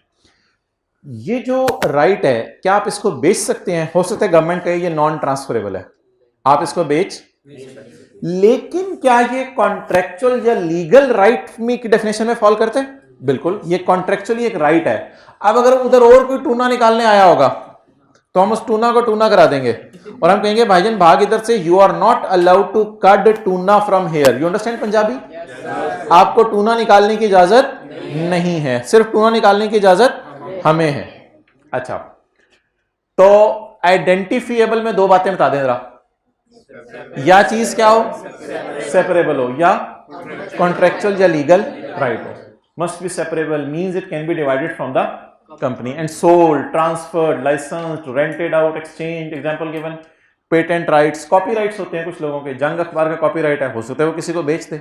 आपने कोई ब्रांड्स परचेज किए हुए, उनको आप आगे किसी को बेच सकते हैं। ये सारी डिस्कशंस आएंगी, ब्रांड क्या होते हैं, ये सारी चीजें क्या होती हैं। अच्छा, मस्ट अराइज फ्रॉम कॉन्ट्रेक्चुअल और other regardless of whether those rights are transferable or separable from the entity or from the other rights and obligations। क्या मतलब? कॉन्ट्रेक्चुअल या लीगल राइट भी आइडेंटिफिएबल है। क्यों? इससे फर्क नहीं पड़ता कि वो राइट ट्रांसफरेबल है या नहीं है। हो सकता है गवर्नमेंट आपको ट्रांसफर करने की इजाजत दे दे, हो सकता है ना दे इजाजत या ना दे, इससे फर्क नहीं पड़ता। जब वो राइट आपके पास है तो यू ओन एन इनटेंजिबल, और आप उस कागज को पकड़ के इसकी शनाख्त कर सकते हैं। और इसकी शनाख्त ना सिर्फ उस कागज को पकड़ के कर सकते हैं बल्कि अदर राइट्स से भी अलग है ये। क्योंकि अगर आपके पास असलहे का लाइसेंस है तो उसको आप अलग हाथ में पकड़ सकते हैं और फिशिंग लाइसेंस को अलग हाथ में पकड़ सकते हैं, और उन दोनों के अंदर पावर्स अलग अलग हैं। और आपने फिशिंग में वो वाला यूज नहीं करना कि बंदूक लेके ठट ठट ठट मछलियों को मार रहे हो। वो फिशिंग लाइसेंस अलग है और असलहे का लाइसेंस अलग है। तो ये राइट्स अपने अंदर भी अलग अलग होते हैं। और दूसरा, जरूरी नहीं इनको हम बेचें, हो सकता है बेचने की इजाजत हो। तो अगर कभी पेपर में आ जाए एक ऐसा इंटेंजिबल है जिसको बेचने की इजाजत नहीं है, तो क्या वो इंटेंजिबल ही नहीं होगा? नहीं, that will be considered as intangible, though it is not separable. Separately बेचा नहीं जा सकता, but it is a contractual और लीगल राइट। तो आइडेंटिफाई होने के लिए दोनों में से कौन सी एक बात भी पाई जाए तो काफी है, या वो लीगल राइट हो। लीगल राइट अगर बेचने की इजाजत है तो भी ठीक है, अगर नहीं बेच सकते तो भी कोई फर्क। रिगार्डलेस का मतलब पता ना, रिगार्डलेस का, चाहे ऐसा हो चाहे ना हो, इससे कोई फर्क नहीं पड़ता। अच्छा जी, पहली बात आप बता दें जी, इंटेंजिबल में क्या खासियत है? आइडेंटिफिएबल हो, बीइंग सेपरेबल, और अच्छा जी, दूसरी बात क्या हो? नॉन मॉनेटरी हो। शेख कोई पैसे पूछे हैं? मैंने लाया आज। ये क्या है? मनी, पैसे। अच्छा, ये मॉनेटरी, ये मनी है। Is it money? पैसे, हाँ, इसको बेच के पैसे आ सकते हैं, वो अलग बात है। ये अपने अंदर मनी है। अच्छा, इसी तरह calculator, is it a monetary item? It is a monetary item. अच्छा, मॉनेटरी और नॉन मॉनेटरी की डिटेल हमने IAS 21 में पढ़नी है, लेकिन फिलहाल आप समझ लें it is money, so it is a monetary item. लेकिन जो आपकी लैंड बिल्डिंग है डेट इज अ, हालांकि IAS 16 में आपने कुछ ऐसा नहीं पढ़ा था, लेकिन वो आज मैं बता रहा हूं आपको। Property plant and equipment is a and intangible software is also a non money. हाँ, ये बात अलग है कि आप उसको बेच के कभी फायदा कमा लें और पैसे आ जाएं, लेकिन जब तक आपके पास वो इंटेंजिबल पड़ा है, दैट इज मनी और नॉन मनी। मनी कहां नजर आ रही होती है बैलेंस शीट में? करंट एसेट्स में, cash and bank, monetary items. और बैलेंस शीट में हमने देखा था अभी पीपी, ये सारी चीजें हम पढ़ेंगे, इनमें थोड़ी सी डिस्कशन भी होगी आने वाले दिनों में कि पीपी भी नॉन मॉनेटरी है, इंटेंजिबल्स भी नॉन मॉनेटरी हैं, ये मनी नहीं है। दो बातें होगी। अच्छा, तीसरी और आखिरी बात, इंटेंजिबल की खासियत बताएं। विदाउट, इसको फिजिकली टच, इसके अंदर एक आपसे बहस की थी अगर आपको याद हो शुरू में। हाँ, सीडी को तो टच किया जा सकता है, फिशिंग लाइसेंस को भी टच किया जा सकता है, तो इसने क्यों लिखा हुआ है फिजिकली टच नहीं किया जा सकता? हाँ, उसके पीछे असल में पावर छुपी हुई है। सीडी टच करने का मतलब ये नहीं कि ये फिजिकल सब्सटेंस इसका बन गया है, या सॉफ्टवेयर लाइसेंस आप अपने हाथ में पकड़ लें कागज का टुकड़ा तो आप कहते हैं ये जी फिजिकल सब्सटेंस इसका मौजूद है, ये देखो मैं हाथ लगा के बताता हूं ये फिशिंग लाइसेंस है। तो हाथ लगाने से फर्क नहीं पड़ेगा, क्या आपने उस कागज के टुकड़े के पैसे दिए हैं या उसके पीछे छुपे हुए जो साइन है उसके पैसे दिए हैं? तो उसकी इजाजतनामा है, उसके पैसे दिए आपने। ओके, आगे कोई ऐसी चीजें नहीं जो आपको बताने वाली हैं, वैसे भी बच्चों को सारी चीजें नहीं बताते। अच्छा, कंट्रोल, कंट्रोल को टेक करें। कंट्रोल मींस, क्या मतलब है कंट्रोल का? Company has a power to obtain future economic benefit, benefit flowing from the underlying resource. आप अपना कैलकुलेटर क्यों नहीं किसी को इस्तेमाल करने देते? क्योंकि आपका कंट्रोल है। दूसरों को किसी चीज के इस्तेमाल से रोक देना, ये इस चीज का सबूत है कि वो चीज किसकी है? आपकी है। वो चीज किसकी है? आपकी है। And also can restrict the access of others to those benefits. अच्छा जी, control would usually arise where there are legal rights, for example legal rights over the use of patents or copyrights. However, legal enforceability is not necessary condition for control. कुछ चीजें होती हैं जो legally enforceable नहीं होती, तो ये कोई जरूरी नहीं है कि लीगली इन्फोर्सेबल हो तो ही ये इंटेंजिबल बनेगी। कई चीजें लीगली इन्फोर्सेबल नहीं होती। मिसाल के तौर पर कोई सॉफ्टवेयर है, हमने खुद ही बना लिया है, अब हमने उसको हुकूमत से जाके कोई लाइसेंस के नाम से रजिस्टर नहीं करवाया, तो शायद लीगली इन्फोर्स ना कर सके हम, लेकिन अपने मेहनत से बनाया है, सो दैट सॉफ्टवेयर या that formula will be our intangible. इसको हम तफसील से देखेंगे। स्टाफ ट्रेनिंग का बता दें क्या करना है? स्टाफ ट्रेनिंग को कैपिटलाइज करना है या एक्सपेंस में डालना है? जल्दी बताएं।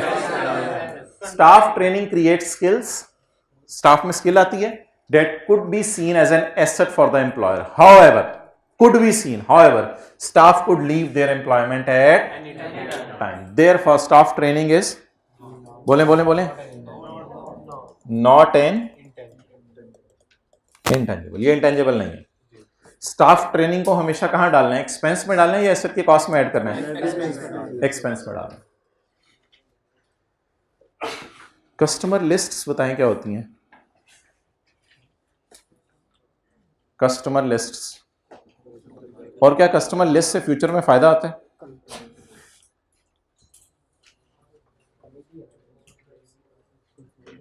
कॉलेज वालों के पास पीआरसी के स्टूडेंट्स की लिस्ट है। अब वही कोई पीआरसी का स्टूडेंट कोई पीआरसी का स्टूडेंट ऐसा था जिसको टीचर से बहुत ज्यादा अफेक्शन हो गई थी और वो कहता है कि मैंने फलां टीचर से फलां सब्जेक्ट पढ़ना है। अब कॉलेज वालों ने उस बच्चों के कहने पे उस टीचर का कैफ के अंदर भी वो सब्जेक्ट लगा दिया कि आप जो है वो बच्चों को पढ़ाएं। तो क्या कॉलेज वाले उस कस्टमर लिस्ट को मैसेज भेज के फायदा उठा सकते हैं उसका? बोले क्यों नहीं फायदा उठा सकते? चलो एक और मिसाल देता हूं। कैफ के अंदर सरासे पढ़ाते हैं ऑडिट, अब वो सीए फाइनल में भी पढ़ाना शुरू कर दिया, तो जो पुरानी लिस्ट है कॉलेज वालों के पास मेंटेन, जब उसको मैसेज करेंगे तो बच्चे आना शुरू हो जाएंगे उस मैसेज की वजह से, नेचुरली आना शुरू हो जाएंगे। अच्छा, अब कस्टमर लिस्ट जो है ना, इस पे भी हमारा कंट्रोल नहीं है। क्या नहीं है? It is like advertisement. आप मैसेज करके अपनी एडवर्टाइजमेंट कर रहे हैं ना, तो क्या एक दुकानदार है वो कहते हैं मैंने कस्टमर की लिस्ट बनाई हुई है। अब ये हमारा कॉलेज तो चलो साल पहले बना है, क्या जो दूसरे कॉलेजेस हैं उनके पास बड़ी बड़ी कस्टमर लिस्ट अवेलेबल है, 20-25 सालों की कस्टमर लिस्ट अवेलेबल है, तो वो उस कस्टमर लिस्ट से ज्यादा फायदा उठा सकते हैं। तो कस्टमर लिस्ट देखने में क्या लगती है?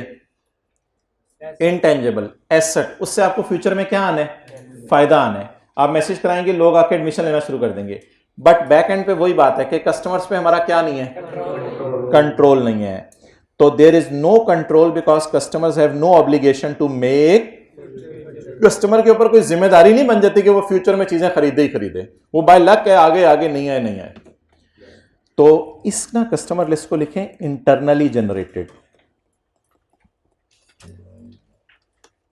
क्या कस्टमर लिस्ट हम परचेज भी कर सकते हैं? ये तो इंटरनली जनरेटेड की मैंने बात की है। क्या कस्टमर लिस्ट को हम परचेज भी कर सकते हैं? कर सकते हैं। किसी दुकानदार, आप कभी दुकान पे गए हो तो दुकानदार ने आपका नंबर मांगा हो, मांगते कभी कोई दुकानदार नंबर? चलिए छोड़े, आप किसी अस्पताल में इलाज कराने गए हो, अस्पताल वालों ने आपका नंबर मांगा हो, हाथ खड़ा करके बताएं, आप उन्होंने नंबर मांगा। अब ये जो नंबर मांगते हैं तो वो क्या मेंटेन कर रहे होते हैं? रिकॉर्ड मेंटेन कर रहे होते हैं। अब कोई वो अस्पताल बंद होने वाला है और कोई नया अस्पताल उधर आ रहा है, क्या वो नया अस्पताल पुराने अस्पताल को पैसे देके कस्टमर लिस्ट खरीद सकता है? खरीद सकते हैं, बिल्कुल खरीद सकते हैं। करोड़ 2 करोड़ रुपया दे दे और खरीद ले। तो परचेज्ड कस्टमर लिस्ट को हम पढ़ेंगे, वो इंटेंजिबल है, लेकिन इंटरनली जनरेट इंटेंजिबल नहीं है। फर्क बताएं इंटरनली जनरेट और परचेज्ड के अंदर, फर्क बताएं। अब मिसाल के तौर पे एक कंपनी है टोयोटा करोला, अजीब सी मिसाल दे रहा हूं, उसने कस्टमर लिस्ट बनाई हुई है, बनाई हुई है कस्टमर लिस्ट। अच्छा, उसके पास कस्टमर लिस्ट अवेलेबल है। क्या उसके पास उन लोगों की लिस्ट अवेलेबल है जो लोग गाड़ियां खरीद सकते हैं और हाई क्लास है? हाँ हाँ, जो गाड़ियां खरीद के गए हैं उन्हीं की लिस्ट अवेलेबल है ना। वो फ्यूचर में भी खरीद सकते हैं गाड़ी, जिसने आज खरीदी है वो कल भी खरीद सकते हैं, गाड़ी नहीं खरीद सकते। टोयोटा वाले कहें हम कारोबार बंद कर रहे हैं, तो किया गाड़ी वाले हैं और किया वाले कहें कि आप ऐसा करो अपने कस्टमर्स की लिस्ट फिर हमें दे दो, क्योंकि ऐसे हम एडवर्टाइजमेंट करेंगे तो टारगेटेड नहीं होगी, हम टारगेट ऑडियंस को जो है वो भेजना चाहते हैं। तो ऐसी सूरत के अंदर क्या वो उस कस्टमर लिस्ट को यूज कर सकते हैं? तो टोयोटा करोला के लिए वो कस्टमर लिस्ट खुद क्या होगी? इंटेंजिबल नहीं होगी। क्यों? इंटरनली जनरेट की है। और किया के लिए वो क्यों? चलें आज की क्लास को यहां खत्म करते हैं, ये बात लिख लें आप। Purchased this customer list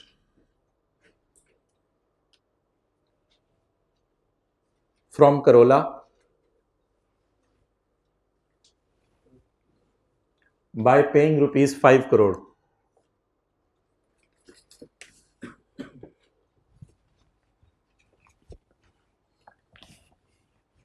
Now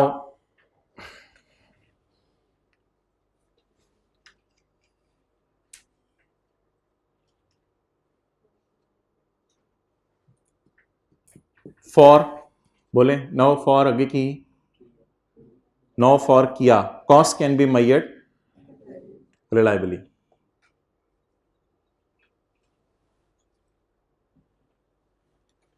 so this purchased asset, purchased या internally generated? So this purchased asset